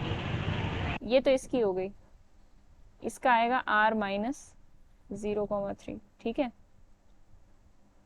Yes ma'am. मतलब अगर आप ऐसा भी सोच सकते थे, किसी के दिमाग में आ सकता था ऊपर से x कैंसिल कर दे, नीचे से x कैंसिल कर दे, पर ऐसा नहीं होता। x को तभी कैंसिल करोगे जब x की गारंटी होगी कि वो नॉन जीरो है, तो जीरो को तो आपको निकालना ही पड़ेगा बाहर। ऊपर और नीचे आप नॉन जीरो नंबर्स को कैंसिल करते हो, जीरो को कभी कैंसिल नहीं किया जा सकता। 0/0 को अगर हम कैंसिल कर देते तो 0/0 1/1 के बराबर हो जाता और ये कभी भी अनडिफाइंड ना रहता। ठीक है, तो उधर 2x और नीचे x कॉमन लिया जाए तो ये हो जाएगा। किसी के दिमाग में ये चीज़ आ सकती थी, मैं ये बोल रही हूँ। तो इनको कैंसिल तभी किया जा सकता है जब गारंटी हो कि x नॉन जीरो नंबर है। उसके लिए आपको डोमेन से इसको बाहर निकालना पड़ेगा। तो x, इसकी डोमेन यही बनेगी r माइनस 0,3 और इसकी डोमेन क्या बनेगी r माइनस 3। क्लियर है? Yes yes ma'am. ठीक है, फंक्शन 1/x। एक तो आपका माइक खराब ही है, पहले मोनिका का ऐसा आवाज़ करता था, अब तो क्लास में नहीं आती। खैर, दिखा लो या तो फ़ोन, या किसी और फ़ोन से ज्वाइन करके देखना कल, अपने घर के किसी और फ़ोन से। सिग्नम फंक्शन सबको पता है, हम इसको बार बार डिस्कस भी कर चुके हैं। इसका ग्राफ कुछ ऐसा दिखता है। अच्छा, इस रैशनल फंक्शन, चलो ये तो जनरलाइज फॉर्म है, रैशनल के एग्जांपल भी दे रखे हैं, 1/x 1/x square. Trigonometric functions, sine function, cosine function, इसके ग्राफ हम पहले कर चुके हैं। टेंजेंट फंक्शन, इसी में फिर कोसिकेंट फंक्शन होता है। कोसिकेंट फंक्शन को कैसे डिफाइन किया जाता है, ये साइन का ग्राफ बना लोगे। कोसिकेंट होता क्या है? कोसिकेंट x 1/sin x है ना। तो साइन कहाँ से कहाँ तक डिफाइंड होता है? साइन x तो r to r डिफाइंड होता है, लेकिन मैं एक बार इसको इसकी कोडोमेन तक ले रही हूँ, -1 to 1। ठीक है, -1 to 1। हम चाहते हैं कि sine should be not equal to 0। Cosecant function तभी डिफाइन होगा जब sine x function non zero होगा, मतलब x is not equal to n pi होगा। ठीक है, तो कोसिकेंट फंक्शन कहाँ से कहाँ तक डिफाइंड है? r माइनस एन पाई से r तक। ठीक है, दो कोडोमेन तो कुछ भी ले लो, उससे फर्क नहीं पड़ता, लेकिन ये जो है इसकी डोमेन है, आपको ध्यान में रखनी है। कैसे डिफाइन होगी? 1/sin x। This is not a rational function, लेकिन इसके डिनोमिनेटर को भी यही कंडीशन है कि आपको नॉन इक्वल टू 0 ही रखना है। ठीक है, कोई भी ऐसा फंक्शन डिफाइन कर रहे हो p/q का, तो denominator should not be equal to 0। ठीक है, डिनोमिनेटर अगर 0 हो गया तो फंक्शन वहाँ पे डिफाइन नहीं होगा। तो ये इसकी डोमेन होती है। ठीक है, अब ये जिस पॉइंट पे x इक्वल टू n पाई पे डिफाइन नहीं होता, लेकिन जैसे जैसे 1/sin x को देखो, जैसे जैसे x अप्रोचेस टू 0 और x approaches to n pi, x approaches to n pi, समझ रहे हो मेरी बात? Limit x approaching to n pi, sin x की क्या वैल्यू आती है? साइन एक्स की तो 0 आती है, sin x और की 0 आती है, तो इसकी कंप्लीटली क्या आएगी? इन्फिनिटी। इन्फिनिटी आएगी। इन्फिनिटी आएगी या माइनस इन्फिनिटी आएगी, दोनों आ सकती केसेस के अकॉर्डिंग। आप किस तरफ से अप्रोच कर रहे हो 0 को, दैट डिपेंड्स। तो इधर कॉसिकेंट का फंक्शन हम देख रहे हैं। कॉसिकेंट का फंक्शन ये सिर्फ ऊपर ऊपर है, यानी कॉसिकेंट का फंक्शन सिर्फ इतना है, ये ऊपर ये बॉल रख दिया, ये ऊपर ऐसे ऐसे बॉल्स रख दिए जिसमें थोड़ी बहुत आइसक्रीम है, खा लो अगर किसी को अच्छी लगती हो। यहाँ रख दिए, यहाँ रख दिए, ऊपर रख दिया तो नीचे नहीं रखा, मतलब इनके बीच में कुछ इस तरीके से रखे हैं। ये थोड़ा गंदा सा ग्राफ बना दिया मैंने, लेकिन ये बीच में इन्होंने जो बना रखा है मैं इसको बताना चाहती हूँ, ये साइन एक्स फंक्शन का ग्राफ है। ठीक है, साइन एक्स फंक्शन का ग्राफ क्यों बनाया गया है कॉसिकेंट के साथ? सिर्फ हेल्प लेने के लिए, क्योंकि जब भी आप ड्रॉ करते हो कॉसिकेंट का ग्राफ इतना ईजी नहीं होता ड्रॉ करना। साइन एक्स का ग्राफ बना लोगे तो बड़ा ईजी सा हो जाएगा ड्रॉ करना। अब एक बात और बताना मुझे, जहाँ पे साइन एक्स फंक्शन 1 होता है वहाँ पे 1 बाय साइन एक्स की क्या वैल्यू आएगी? यहाँ पे sine x function 1 value attain करेगा, 1 बाय साइन एक्स की क्या 1 ही होगा। वैल्यू? 1 ही आएगा। तो इसका मतलब कॉसिकेंट एक्स और साइन एक्स कहाँ पे इंटरसेक्ट करेंगे? जहाँ पे साइन एक्स इक्वल टू 1 होगा। और जैसे 1 पर जैसे ही साइन एक्स -1 होगा वैसे कॉसिकेंट एक्स भी -1 होगा। इसीलिए जो पॉइंट ऑफ इंटरसेक्शन आपको दिख रहे होंगे, किस पेन से बताऊं, इससे बताते हैं। ये जो पॉइंट ऑफ इंटरसेक्शन है ये 1 और -1 है और कुछ नहीं है। ऊपर वाले 1s हैं, ये ऊपर वाले 3 1s हैं और ये ऊपर नीचे वाले 3 -1s हैं। अब इधर देखो ये ग्राफ ये ऐसे बन रहा है, ये एसिम्पटोट का काम कर रहा है। ये x equal to -pi line है जहाँ पे मैंने पॉइंट किया हुआ है, x इक्वल टू -पाई इसके एसिम्पटोट की तरह काम कर रही है। इधर से आप देख रहे हो ये कौन सी साइड हो गई? लेफ्ट हैंड साइड से इधर से आप देख रहे हो ये इन्फिनिटी की तरफ जा रहा है ग्राफ, इधर से आप देखोगे -इन्फिनिटी की तरफ जाएगा। ठीक है, वो साइन को फिर आपको -पाई+h और पाई+h से अप्रोच करा के देखना पड़ेगा, फिर वो उससे आपको पता चलेगा। ठीक है, मतलब -पाई को अप्रोच करना है साइन फंक्शन के थ्रू, इधर से और इधर से, लेफ्ट हैंड साइड से और राइट हैंड साइड से। उधर से आपको पता चल जाएगा कि ये इन्फिनिटी की तरफ जाएगा कि -इन्फिनिटी। तो आपको समझ में आया ग्राफ कुछ कुछ? और ये कटोरे जैसा क्यों बना है? क्योंकि नीचे देखो साइन एक्स फंक्शन, नीचे साइन एक्स फंक्शन भी कटोरे जैसा है। ठीक है, जैसे जैसे आप इसका इन्वर्स लोगे इसकी वैल्यूज पलट रही हैं। ठीक है, 1/2 मान लो साइन एक्स किसी पॉइंट के लिए 1/2 आया, तो वो वाला फंक्शन क्या होगा? 1/1/2 विच इज 2। तो जैसा इधर शेप बन रहा है नीचे की तरफ, उधर कॉसिकेंट में भी वैसा ही बनेगा। ठीक है, कॉसिकेंट को समझना इंपॉर्टेंट है। ग्राफ एक बार आप समझ जाओ तो बन तो अपने आप ही जाएगा। ठीक है, आप करोगे इसको? Yes ma'am. ठीक है, तो इतनी अंडरस्टैंडिंग बहुत है हमारे लिए इस ग्राफ को समझने के लिए। और ये जो लंबी लंबी लाइनें हैं एसिम्पटोट का काम कर रही हैं, ये और कुछ नहीं है, x इक्वल टू n पाई है। ठीक है, ओके। सीकेंट फंक्शन भी ऐसा ही फंक्शन है। सीकेंट फंक्शन है इनवर्स ऑफ, मतलब 1/cos x। cos x को 1 कर दिया तो ये आ गया। सेम प्रोसेस इधर भी अप्लाई होगा। इसके ग्राफ्स को आपको ध्यान से देखना है। जहां पे cos x 0 को अप्रोच करेगा वहां इसको प्रॉब्लम आएगी। अब देखना ये कौन सी लाइन है, मैं लिख देती हूँ आपके लिए, -3π/2। -3π/2 पे cos 0 होता है, तो -3π/2 हमारे सीकेंट फंक्शन के लिए एसिम्पटोट का काम करेगी, क्योंकि उस पॉइंट पर वो डिफाइंड नहीं है।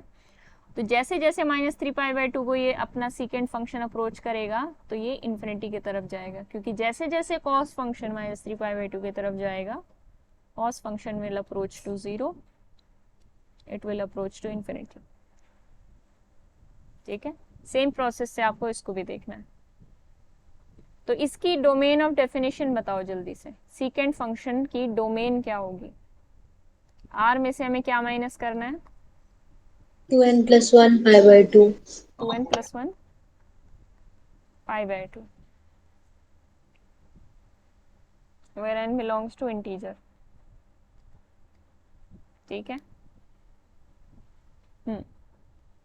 since secant is greater 0 पे हम्म अगर cos x 0 होगा तो इन्फिनिटी भी आ सकते हैं और -इन्फिनिटी भी आ सकता है। हाँ, वो फिर cos पे डिपेंड करेगा कि आप किधर से अप्रोच कर रहे हो। ठीक है, cos का ग्राफ देखो कैसा होता है, ये है, किधर गया है? ये 0, cos x 0 इस पे आ रहा है। ठीक है, 0 इधर आ रहा है। जब आप इस साइड से अप्रोच कर रहे हो, इसको देखना आप ध्यान से, जब आप इस तरफ से अप्रोच कर रहे हो इस 0 पॉइंट की तरफ, तो आप क्या देख रहे हो कि ये ग्राफ ऐसे ऐसे ग्राफ की तरफ कर्व की हेल्प से अप्रोच करो। कर्व की हेल्प से जब हम अप्रोच कर रहे हैं तो क्या देख रहे हैं कि जीरो नेगेटिव वैल्यू आ रही है इसकी, और इधर से लेफ्ट हैंड साइड से अप्रोच कर रहे हैं तो इधर से देखेंगे हम कि 0 पॉजिटिव वैल्यू आएगी, मतलब something greater than 0, just little greater than 0। जब आप ऑब्जर्व करोगे तो इसकी जो लिमिटिंग वैल्यू आएगी वो समथिंग 0 पॉजिटिव आएगी। इधर से अप्रोच करोगे तो देखोगे ये नीचे से अप्रोच कर रहे हैं ना कर्व पे, यहाँ मैं हाईलाइट कर रही हूँ इधर, तो ये 0 नेगेटिव आएगी।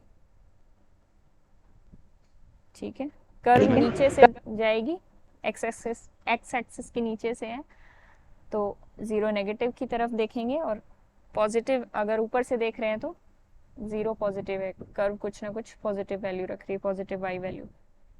ठीक है, तो इस तरीके से फंक्शंस हैं। अच्छा, टेंजेंट एक्स का ग्राफ कुछ इस तरीके से होता है। कल आपको दिक्कत आ रही थी एकता, पता नहीं कब आ रही थी, कल परसों। 0 पे 0 होता है टेंजेंट एक्स का ग्राफ। अब टेंजेंट एक्स होता क्या है, sine x upon cos x.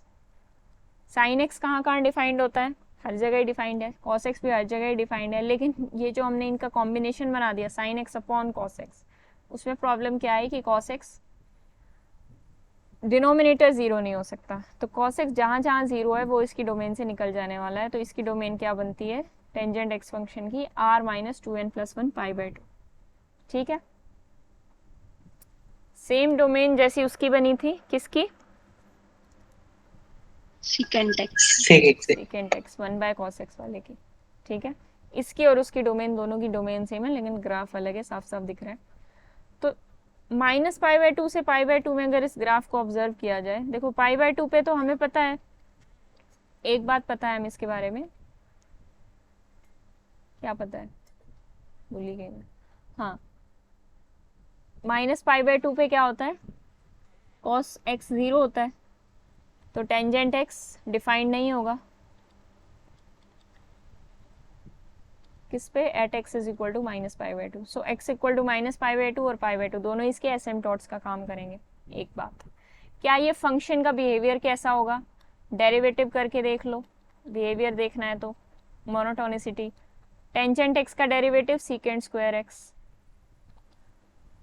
ठीक है, secant square x equal to 0 कब होता है, कभी नहीं होता, it is always greater than 0। ठीक है, स्क्वायर फंक्शन है, इक्वल टू 0 ये होता नहीं है, तो it is always greater than 0। Equal to 0 क्यों नहीं होता है, क्योंकि 1/cos x टाइप का होता है, 1/सम function is never equal to 0, it is either negative और पॉजिटिव। तो स्क्वायर फंक्शन है, इट इज ऑलवेज पॉजिटिव, तो derivative of tangent is always positive, so this means tangent is strictly increasing function. अगर ये ग्रेटर देन इक्वल टू 0 आया होता तो monotonically increasing होता। अब यहाँ पे स्ट्रिक्टली इंक्रीजिंग फंक्शन है, -π/2 से π/2 के अंदर हम देख रहे हैं, उसी के अंदर है कि अभी हमें बात करनी पड़ेगी, उसके अंदर फंक्शन क्या है, मोनोटोनिकली स्ट्रिक्टली इंक्रीजिंग फंक्शन है। इसको स्ट्रिक्टली इंक्रीजिंग भी बोल सकते हैं, मोनोटोनिकली स्ट्रिक्टली इंक्रीजिंग भी बोल सकते हैं। और अगर सिर्फ मोनोटोनिकली इंक्रीजिंग बोला तो उसका मतलब क्या होगा, वो greater than equal to, less than equal to, वो वाला इंक्रीजिंग। ठीक है, अभी नीचे डेफिनेशंस आएंगी भी उनकी। तो ये ग्राफ कुछ इस तरीके का बनेगा, इसके डबल डेरिवेटिव क्या, जहाँ फंक्शन डिफाइन नहीं होता, केवल वही एसिम्पटोट का काम करता है, उसके अलावा भी होती है उसके एसिम्पटोट्स। एसिम्पटोट्स उसके अलावा भी होते हैं, मतलब, लेकिन एसिम्पटोट पे ये बात होती है कि फंक्शन डिफाइंड नहीं होता उस पे। ठीक है, फंक्शन कोई वैल्यू नहीं रखता। जैसे मैं बताऊं आपको,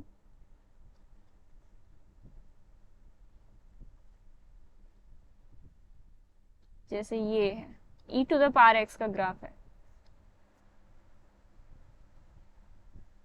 e⁻x है, x एक्सिस इसका एसिम्पटोट है। एक तो होता है वर्टिकल एसिम्पटोट, अभी तक मैंने जितने बताए आपको वर्टिकल एसिम्पटोट बताए, वर्टिकल एसिम्पटोट पे तो फंक्शन डिफाइन नहीं होता। अब ये हॉरिजॉन्टल एसिम्पटोट है इसका, e⁻x का, दिख रहा है ना, यहाँ छोटा सा बना रही हूँ मैं। तो y इक्वल टू 0 उसका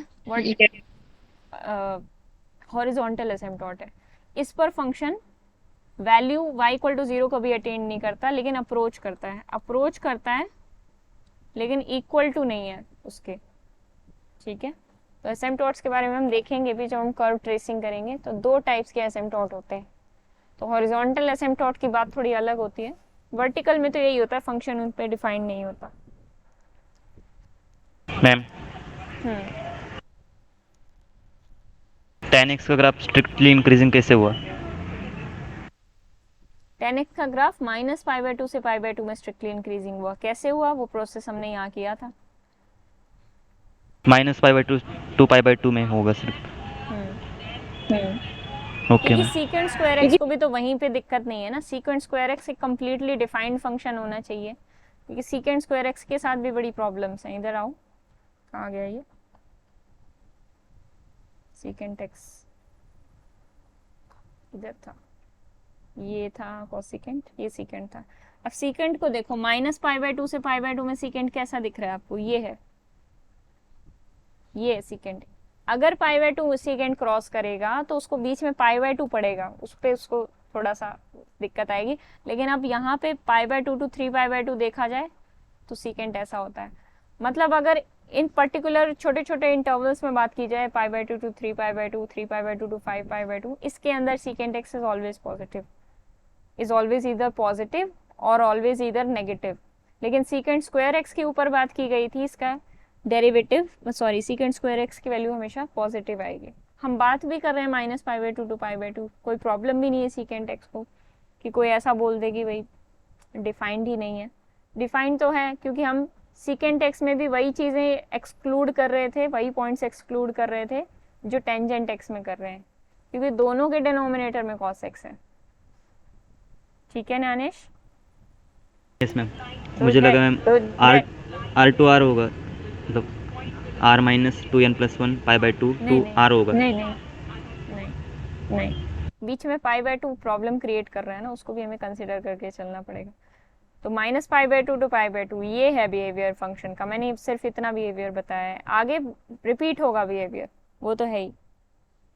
ठीक है, और मैं क्या कह रही थी, कनकेविटी कन्वेक्सिटी को भी जज किया जा सकता है। वो चलो हम नेक्स्ट क्लास में देखेंगे। कनकेविटी कन्वेक्सिटी वो डबल डेरिवेटिव निकाल के जज किया जाता है कि फंक्शन ऐसे मुड़ रहा होगा कि ऐसे उल्टा होगा, मतलब कैसे होगा, उसका जो डिज़ाइन है वो कैसा होगा। ठीक है, वो कनकेविटी कन्वेक्सिटी बताती है।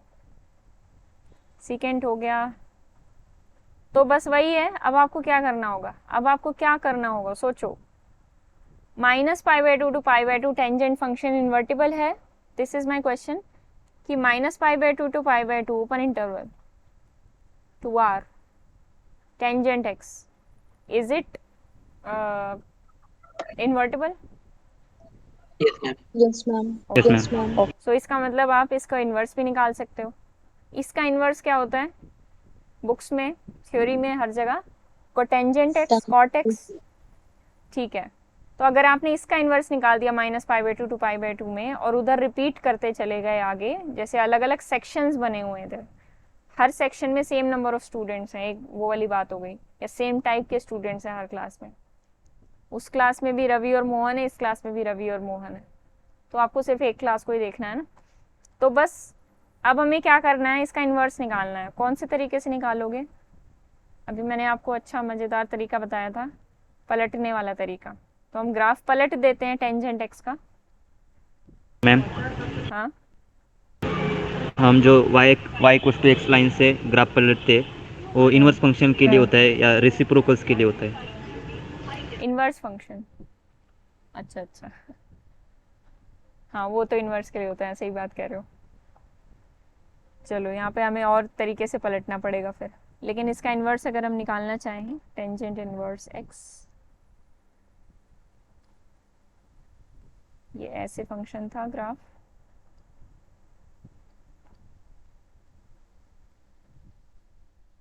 ठीक है, टेंजेंट इन्वर्स x का ग्राफ ऐसे हो जाता है।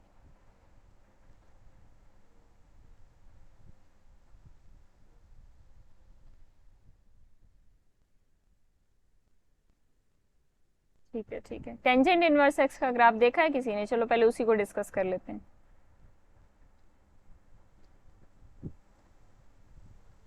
टेंजेंट इनवर्स एक्स कहाँ से कहाँ तक डिफाइंड होगा, पहले तो ये देखो, tangent x minus pi by two to pi by two से आर तक, ठीक है, कंप्लीटली बढ़िया फंक्शन है ना। टेंजेंट इनवर्स एक्स 1/2 है ऊपर वाला, टेंजेंट इनवर्स एक्स कहाँ से कहाँ तक डिफाइंड होगा, आर से लेकर minus pi by two to pi by two, ठीक है।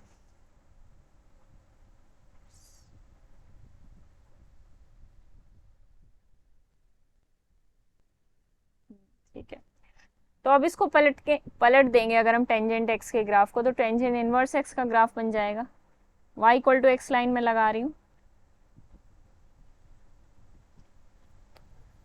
इसको हमें पलटना है, ठीक है। इसको पलटेंगे तो कैसा बनेगा,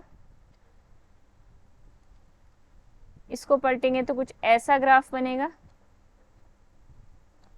और नीचे से इसको पलटेंगे तो कुछ ऐसा बनेगा। तो ये जो येलो वाला ग्राफ है, किसी और कलर से करते हैं इसको, ये जो ग्राफ बना हमारा, ये है टेंजेंट इनवर्स एक्स का ग्राफ, और टेंजेंट इनवर्स एक्स यहाँ से यहाँ तक अच्छे से डिफाइंड है। और इसकी कोडोमेन जब आप देखोगे तो ये अपनी कोडोमेन के लिए 1/2 होगा, क्योंकि ओरिजिनल फंक्शन 1/2 था, तो इसका इन्वर्स फंक्शन भी 1/2 होगा।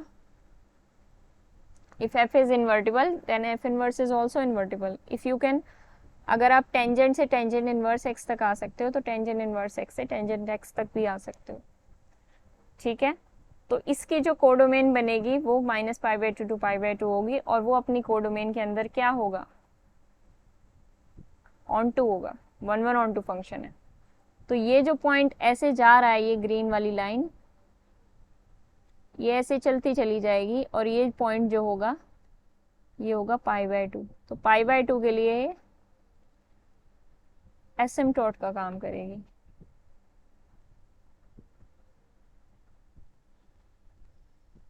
एक सेकेंड, हाँ ठीक है, माइनस पाई बाई टू, क्योंकि टेंजेंट इनवर्स एक्स क्या कभी पाई बाई टू के इक्वल आएगा, अगर tangent inverse X pi by two के इक्वल आ गया तो क्या होगा, x is equal to tangent pi by two, पर tangent pi by two is not defined, ठीक है। तो पाई बाई टू यहाँ पे किसका काम कर रहा है, टेंजेंट इनवर्स फंक्शन के लिए एसिम्पटोट का काम कर रहा है। तो ये होता है टेंजेंट इनवर्स एक्स का फंक्शन का ग्राफ। एक सेकंड में अलग से इसको दिखा देती हूँ, वहाँ पे थोड़ा सा गंदा हो गया। ग्राफ कैसा होता है टेंजेंट इनवर्स एक्स का, ये बड़ा ही इम्पॉर्टेंट फंक्शन है, मतलब ये फंक्शन ऐसा है कि कई जगह यूज हो जाता है। इसकी थोड़ी सी प्रॉपर्टीज देख लेते हैं जितनी अब तक हमने पढ़ी हैं। तो ये डिफाइंड है R2 minus pi by two to pi by two, ठीक है। इसका ग्राफ होता है कुछ ऐसा, ये पाई बाई टू है, ये माइनस पाई बाई टू है। ग्राफ ठीक है, सब कुछ समझ में आ गया ग्राफ? Yes ma'am. अब इस फंक्शन की 1/2 तो ये है, स्ट्रिक्टली इंक्रीजिंग है क्या, और बाउंडेड, और क्या क्या प्रॉपर्टीज हो सकती है? हाँ बस यही है, मोनोटोन और बाउंडेड बताओ। हाँ मैम, बाउंडेड है, मोनोटोन भी है। मोनोटोन भी है, स्ट्रिक्टली इंक्रीजिंग है ये फंक्शन। इसको हम प्रूव भी कर देते हैं कि ये स्ट्रिक्टली मोनोटोनिकली इंक्रीजिंग है, ग्राफ से भी दिख रहा है। टेंजेंट इनवर्स एक्स का डेरिवेटिव क्या होता है? 1/1 प्लस स्क्वायर। क्या ये जो फंक्शन है ये कभी इक्वल टू 0 होता है या लेस देन 0 होता है? नहीं होता, क्योंकि ऊपर तो पॉजिटिव ही है, नीचे देखो 1 plus x square, this is always greater than 0, ठीक है। एक्स स्क्वायर को आप कुछ भी रख लो, ये हमेशा ग्रेटर देन 0, क्या ग्रेटर देन इक्वल टू 1 आएगा हमेशा, ठीक है। नहीं sorry, greater than equal to 1 नहीं, 1 plus x square is always greater than 0, ठीक है। हाँ ग्रेटर देन इक्वल टू 1 भी आ जाएगा, ठीक है ठीक है ठीक है, पर हमें यहाँ पे ग्रेटर देन 0 से मतलब है। तो इसका denominator is always positive, numerator is always positive. तो ये जो इसका डेरिवेटिव आया है 1/1 प्लस एक्स स्क्वायर, वो क्या है? हमेशा पॉजिटिव वैल्यू रखता है। इस वजह से क्या होगा, derivative is always greater than 0, मतलब फंक्शन इज स्ट्रिक्टली इंक्रीजिंग। ठीक है, यस मैम। तो ये स्ट्रिक्टली इंक्रीजिंग फंक्शन है और देखने से लग रहा है ये फंक्शन कॉन्टिन्यूअस है, कहीं पे कोई ब्रेक नहीं है इस फंक्शन में, कोई दिक्कत नहीं है। इसकी जो क्या बोलते हैं डोमेन है वो एक इंटरवल है, उस इंटरवल में ये ऐसे ऐसे वैल्यूज रख रहा है। ठीक है, बाउंडेड फंक्शन है, कॉन्टिन्यूअस फंक्शन है, और तो और ये वो भी है, डिफरेंशिएबल फंक्शन भी है। ठीक है, डिफरेंशिएबिलिटी में इन सब फंक्शंस को दोबारा याद करना, और इसमें पीक पॉइंट से अगर आप समझते हो डिफरेंशिएबिलिटी को तो देखो कहीं भी इसमें पीक पॉइंट नहीं है, मतलब नोकीला पॉइंट जिसको बोलते हैं, इस टाइप का पॉइंट आ जाए तो इस पॉइंट पे फंक्शन नॉट डिफरेंशिएबल होता है। ये गाने कहाँ से आ रहे हैं? इसका माइक अनम्यूट हो गया लगता है। ठीक है, अच्छा, तो कॉट एक्स का ग्राफ हम देखते हैं, minus cosecant x into cot x. अच्छा सॉरी, हाँ ठीक है, कॉट एक्स का ग्राफ देख लेते हैं हम, सेम प्रोसेस से देख लेते हैं। कॉट एक्स का डेरिवेटिव क्या होता है?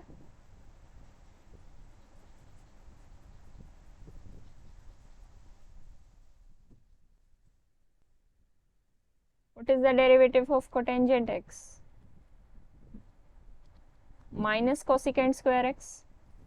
अब वही बात हो गई, कोसिकेंट स्क्वायर एक्स कभी भी इक्वल टू 0 नहीं होता, कोसिकेंट एक्स कभी भी 0 के बराबर नहीं होता, कोसिकेंट स्क्वायर एक्स हमेशा ग्रेटर देन 0 होगा इसीलिए, और माइनस कोसिकेंट स्क्वायर एक्स हमेशा लेस देन 0 होगा। तो कोटेंजेंट एक्स का डेरिवेटिव स्ट्रिक्टली लेस देन 0 आ रहा है, इसका मतलब कि वो फंक्शन स्ट्रिक्टली डिक्रीजिंग फंक्शन बनेगा। ठीक है, अब उसका दूसरा आइडिया आप कैसे लोगे, उसका इन्फिनिटी पे, सॉरी π/2 पे और -π/2 पे क्या करेंगे, लिमिट चेक कर लेंगे। ठीक है, π/2 पे, एक सेकेंड, हाँ इसको प्रॉब्लम कहाँ पे गया है, cot tangent X is equal to cos X over sine X. ठीक है, तो x is equal to N pi. ठीक है, -π/2 और π/2 से तो इसका कोई मतलब ही नहीं, तो इसके एसिम्पटोट्स क्या बनेंगे, x इक्वल टू एन पाई इसके एसिम्पटोट्स बनेंगे। जब हम इसकी वैल्यू देखेंगे कि ये 0 कहाँ पे आता है, कोटेंजेंट x कहाँ कहाँ 0 आएगा, जहाँ cos x 0 हो जाएगा, और cos x कहाँ कहाँ 0 होता है, जब x इज इक्वल टू क्या होता है 2n + 1 इंटू π/2। ठीक है, तो ऑड मल्टीपल्स ऑफ π/2 पे फंक्शन 0 वैल्यू रखेगा और स्ट्रिक्टली डिक्रीजिंग होगा, तो आप इसका ग्राफ इस तरीके से ड्रॉ कर सकते हो। इन्फिनिटी और सॉरी एन पाई पे इसकी लिमिटिंग वैल्यू भी चेक करके देख सकते हो, पाई 2 पाई इन सब पे लिमिटिंग वैल्यू भी चेक करके देख सकते हो। ठीक है, असल में आपको cos x upon sine x की माइनस एन पाई पे लिमिटिंग वैल्यू चेक करनी है, वो आप चेक करके देख सकते हो। टेंजेंट x में हमने देख लिया ना, तो वैसे आप कर सकते हो इजीली। ठीक है, इनवर्स फंक्शन की बात करते हैं अब। इनवर्स फंक्शन देखो यहाँ पे डिफाइन किए हुए हैं, जब मैं 12th क्लास में थी तो मुझे ये बात नहीं समझ में आती थी कि ये डोमेन ऐसे कैसे आ गई, है ना। तो अब डोमेन कैसे आई है, जो साइन एक्स का रेंज सेट था वो डोमेन बनी है। साइन एक्स का रेंज सेट क्या था, r से लेकर -1 to 1, -1 to 1 क्लोज्ड इंटरवल इसका रेंज सेट था। तो साइन इनवर्स एक्स है -1 to 1 और इसकी रेंज ये हो जाएगी,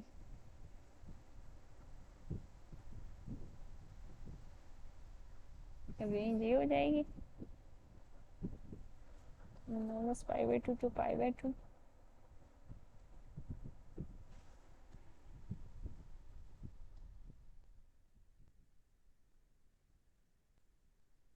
हम रेंज π/2 वाली इसलिए हुई ना क्योंकि हमने उसका डोमेन रिस्ट्रिक्ट किया था, तभी तो वो इन्वर्टेबल हुआ।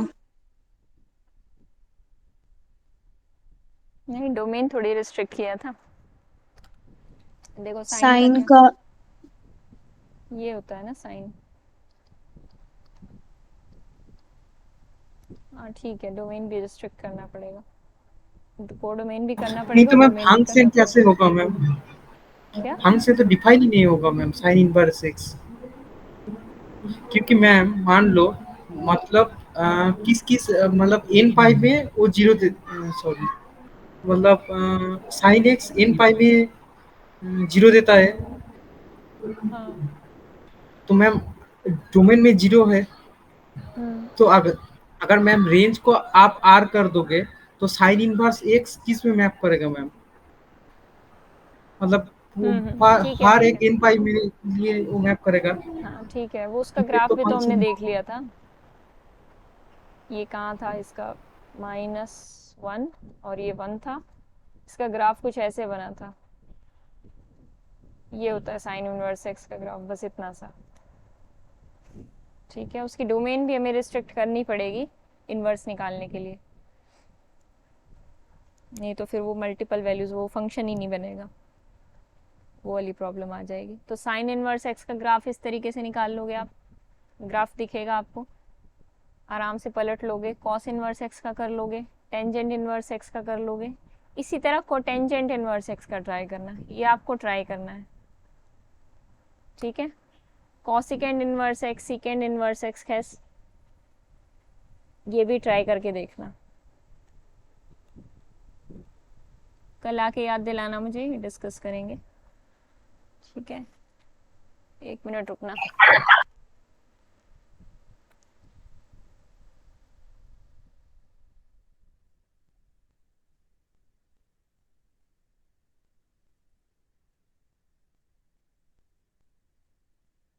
अब आती हैं ग्राफिकल ट्रांसफॉर्मेशंस। ठीक है, थोड़ी बहुत ट्रांसफॉर्मेशंस देख लेते हैं, 10 मिनट। तो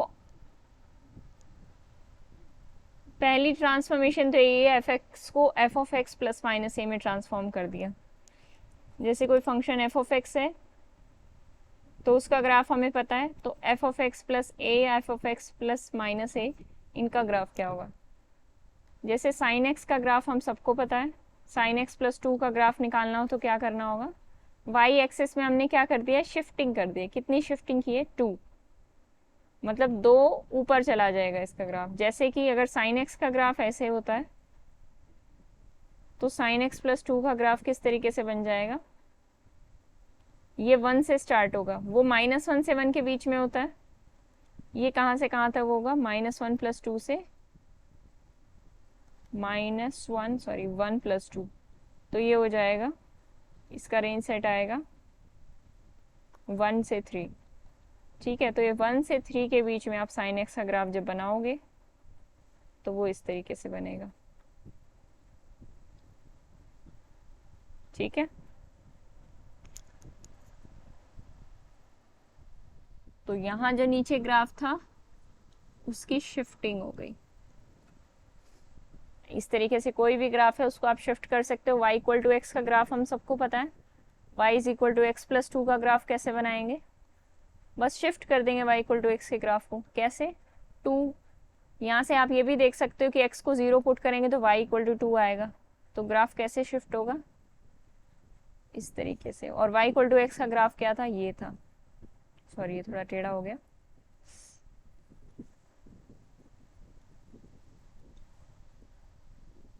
ये y इक्वल टू एक्स का ग्राफ था, ये y equal to x plus 2 का ग्राफ है। y equal to x minus 2 का ग्राफ बनाना हो तो क्या करेंगे, नीचे की तरफ शिफ्ट कर देंगे। ठीक है, ये y equal to x minus 2 का ग्राफ हो जाएगा। तो समथिंग आप पॉजिटिव कुछ उसमें ऐड कर रहे हो तो ग्राफ ऊपर की तरफ जाएगा, कुछ नेगेटिव ऐड कर रहे हो तो क्या होगा, ग्राफ नीचे की तरफ आएगा। तो ये हो गई शिफ्टिंग। अब शिफ्टिंग हमने पहले तो किस में शिफ्टिंग की, y वैल्यूज में। अब अगर x वैल्यूज में शिफ्टिंग करेंगे तो ग्राफ किस तरीके से चेंज होगा, कहाँ शिफ्ट होगा, पहले तो ऊपर नीचे शिफ्ट हो रहा था, वर्टिकली शिफ्टिंग हो रही थी, अब क्या होगा, हॉरिजॉन्टल शिफ्टिंग होगी। यानी इस तरीके के ग्राफ्स हैं, जैसे y equal to x square का ग्राफ है वो इस तरीके से होता है, y equal to x minus 2 का होल स्क्वायर का ग्राफ क्या होगा, ये तो y equal to x square हो गया। x माइनस टू के स्क्वायर का ग्राफ क्या होगा? किस तरफ शिफ्ट हो जाएगा ये? इस साइड से शिफ्ट हो जाएगा। नहीं, x इक्वल टू टू, ठीक है, राइट साइड पे शिफ्ट हो जाएगा। ठीक है, अगर आप माइनस ऐड कर रहे हो तो राइट साइड पे शिफ्ट होगा, अगर आप प्लस ऐड कर रहे हो तो लेफ्ट साइड पे शिफ्ट हो जाएगा। अब इस ट्रांसफॉर्मेशन का फ़ायदा क्या है? अगर आपको y equal to x square का ग्राफ पता है और आपसे ये ग्राफ पूछ लिया जाए तो आप इजीली बता सकते हो इसका ग्राफ क्या होगा। आपको पता चल जाए ओरिजिनल ग्राफ कौन सा है और उस किसकी शिफ्टिंग से ये ग्राफ हमें मिल रहा है, तो आप इजीली ग्राफ ड्रॉ कर पाओगे। ठीक है, f of x transforms to a times f of x, अगर ग्राफ को किसी स्केलर से मल्टीप्लाई कर दिया जाए। ठीक है, y इक्वल टू एक्स का ग्राफ होता है ये, y equal to x by two का ग्राफ आप कैसे निकालते हो? आपको पता है ग्राफ इसी तरीके का आता है, पर ये क्या होता है, थोड़ा ये नीचे की तरफ चला जाता है। y equal to x by two, y equal to two x का ग्राफ पूछ लिया जाए तो भी आप निकाल दोगे y equal to two x. ठीक है, जैसे कि यहाँ पे इन्होंने दे रखा है, चलो ये तो काफ़ी कॉम्प्लिकेटेड सा है, इसमें पर्टिकुलर एग्जांपल लोगे तो ज़्यादा क्लियर हो जाएगा। कोई भी इस टाइप की कर्व दे रखी है, y equal to x square से देख सकते हैं, y equal to x square इस तरीके से बनेगा। अब आपको निकालना है y is equal to two x square, तो आप कैसे निकालोगे? जो भी y equal to x square का ग्राफ है, ठीक है, y equal to two x square का ग्राफ और तेजी से होगा, मतलब उसका ग्राफ कुछ ऐसे बनेगा। एक मिनट,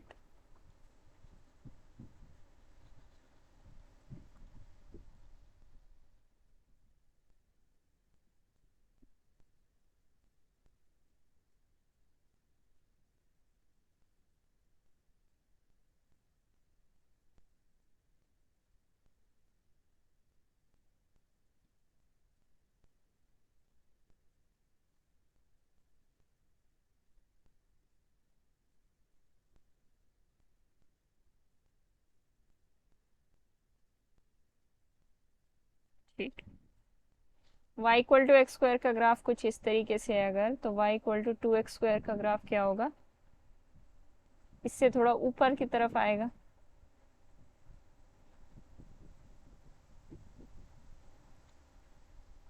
ठीक है, ऑलमोस्ट पास पास ही होंगे, बहुत ज़्यादा क्लोज क्लोज ही होंगे, पर ये थोड़ा ऊपर की तरफ होगा। ठीक है, तो इस तरीके से थोड़ा बहुत डिफरेंस होगा इन टाइप के ग्राफ्स में, इससे ज़्यादा फर्क नहीं पड़ता। कभी इस टाइप पे पर्टिकुलर कुछ क्वेश्चन पूछ लिया जाए तब फर्क पड़ता है, तो आप वैल्यूज पुट कर करके जज करके भी देख सकते हो।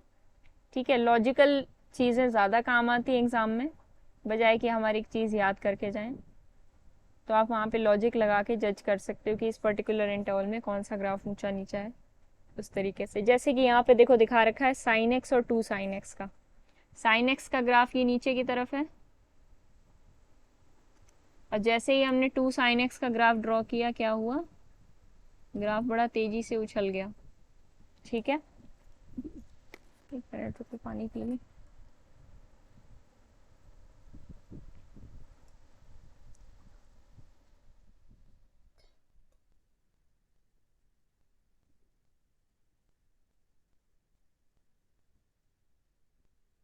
ठीक है, एक तो वो ट्रांसफॉर्मेशन हो गई। अब एक्स वैल्यूज में अगर हम चेंज कर रहे हैं, F of x F of A x में ट्रांसफॉर्म हो रहा है,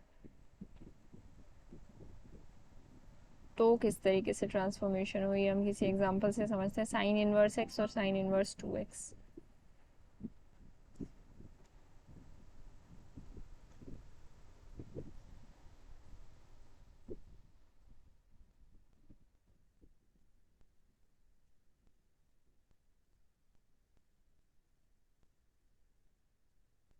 साइन इनवर्स एक्स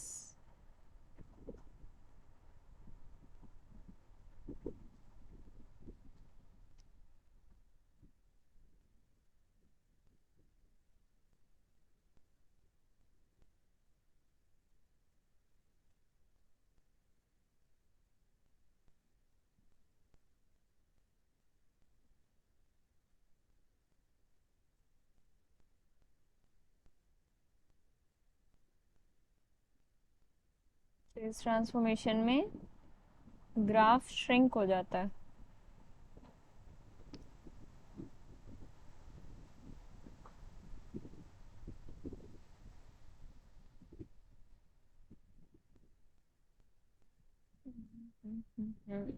लगभग वैसी ही है ये ट्रांसफॉर्मेशन भी। साइन इनवर्स एक्स का ग्राफ कुछ इस तरीके से बन रहा है और sine inverse 2 times of that करेंगे तो अब ये ग्राफ है कैसा, स्ट्रिक्टली इंक्रीजिंग टाइप का ग्राफ है। तो उसमें साइन इनवर्स ऑफ 2x करेंगे तो वैल्यूज़ तो वैसे ही बढ़ रही हैं, 2x करेंगे तो और तेज़ी से वैल्यूज़ बढ़ेंगी। तो वो ग्राफ के नेचर पे भी डिपेंड करता है कि स्ट्रिक्टली इंक्रीजिंग है या डिक्रीजिंग है। अगर डिक्रीजिंग टाइप का होता तो साइन इनवर्स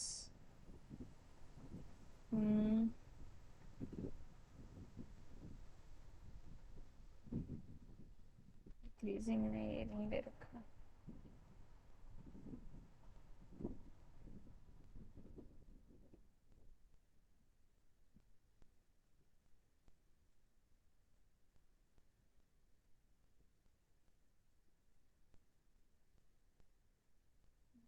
बात वही होगी, ठीक है। तो बस ग्राफ में आप जो भी ग्राफ आपके सामने आए उसमें आप जज करके देख सकते हो वैल्यूज़ का कुछ आइडिया लेके कि जो पर्टिकुलर ग्राफ है साइन इनवर्स 2x का, यहाँ पे साइन इनवर्स x से हमें कंपेयर करना है। तो साइन इनवर्स 2x के लिए क्या क्या वैल्यूज़ आएंगी, जैसे x इक्वल टू π/4 अगर पुट किया जाए, सॉरी π/4 नहीं, साइन इनवर्स क्या पुट करें 1/2, ठीक है। और साइन इनवर्स 2x में क्या हो जाएगा 2 टाइम्स 1/2। तो 1/2 का इनवर्स क्या होगा, किस पे आती है वैल्यू 1/2 π/3 पे। साइन इनवर्स 2/2 यानी साइन इनवर्स 1 किस पे आएगी π/2 पे, ठीक है। तो पहले वैल्यू कम आ रही थी, अब वैल्यू बड़ी आ गई। तो यहाँ से आप जज करके देख सकते हो कि किसका ग्राफ ऊपर होगा किसका नीचे होगा।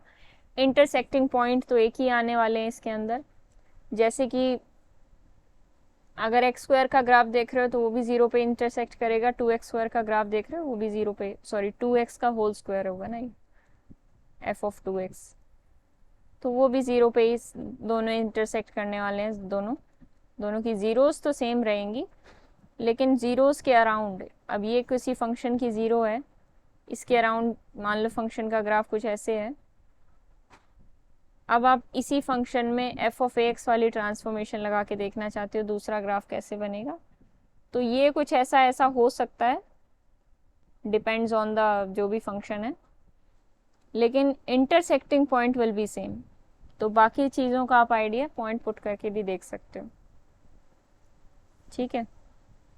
तो आज के लिए बस इतना ही, कल के लिए हमारा क्या बचा मैम ये जरूरी नहीं है ना कि अगर एफ ऑफ ए एक्स का ग्राफ एफ ऑफ एक्स से बड़ा होगा, हाँ बड़ा हमेशा ज़रूरी नहीं है। इसके लिए कुछ एग्जांपल, जैसे कि यहाँ पे आपको दिख रहा है ना, कहीं किसी किसी पॉइंट के लिए वो छोटा हो सकता है, किसी के लिए बड़ा हो सकता है, इसको जनरलाइज करना है बस हमें। यहाँ पे लिखा हुआ है a ग्रेटर देन 1 के लिए stretch the graph 8 times along y axis, shrink और expand the graph 8 times along y axis. Ma'am जैसे कॉम्प्लेक्स एनालिसिस में होता है मैग्निफिकेशन ट्रांसफॉर्मेशन देखते हाँ। हैं, उसमें तो साइन मतलब कि ग्राफ इंक्रीज हो जाता है सिर्फ, ऐसा यहाँ पर नहीं है। मैग्निफिकेशन में ग्राफ इंक्रीज हो जाता है। मान लो अगर ग्राफ कॉम्प्लेक्स और रियल में डिफरेंस तो ये है कि आप वहाँ कॉम्प्लेक्स फंक्शन पढ़ रहे हो, उसको आर स्क्वायर से रिलेट किया जाता है ना। तो अगर वहाँ पे कोई फंक्शन है, मैग्नीफाई कर रहे हो आप किसी फंक्शन को, मान लो कोई स्क्वायर टाइप का है, उसको मैग्निफिकेशन करके, ये चीज़ें होती हैं कॉम्प्लेक्स में, उसको मैग्नीफाई करके पढ़ा कर देते हैं, ठीक है। 2 times f of z is equal to 2z लगा दो, ट्रांसफॉर्मेशन 2 टाइम्स हो जाएगा इसका। तो वहाँ पे चीज़ें थोड़ी अलग हो जाती हैं, पर यहाँ रियल है, यहाँ पे तो सिर्फ एक कर्व होता है, तो यहाँ पे चीज़ें थोड़ी अलग है। चलो मैं इसको देख के बताऊंगी, इसमें जनरलाइज आइडिया आप कैसे ले सकते हो कि मुझे देखना है जनरलाइज आइडिया आप कैसे ले सकते हो कि क्या होगा फंक्शन का, कहाँ पे ऊंचा आएगा कहाँ पे नीचा ग्राफ बनेगा। इसके लिए हम कल यहीं से शुरू करेंगे। तो कितना रह गया ये? तो मैम कल मैम दोपहर में क्लास होगा ना? हाँ दोपहर में होगा, 2 बजे रखते हैं। मैम शाम में क्लास नहीं होगा ना? नहीं शाम में होगा, क्यों नहीं, कल ही ख़त्म कर देंगे इसको 2 क्लास लेके। कल अब मैम लीनियर की शाम क्लास तो में है नहीं, लीनियर तो ख़त्म हो चुका है, उसका सिर्फ असाइनमेंट डिस्कशन बचा है। मैम शाम में क्लास मत रखो कल। मैम कल क्या है? परसों से आप अच्छा, जैसे ही क्लास मतलब जैसे ही होता है उस वैसे ही रखो। बस कल ना रखूँ? हाँ मैम, परसों से सब नॉर्मल हो जाएगा। चलो ठीक है, कल एक ही क्लास रखते हैं, 2 बजे रखेंगे फिर। हाँ मैम, थैंक यू। ठीक है। Thank you ma'am.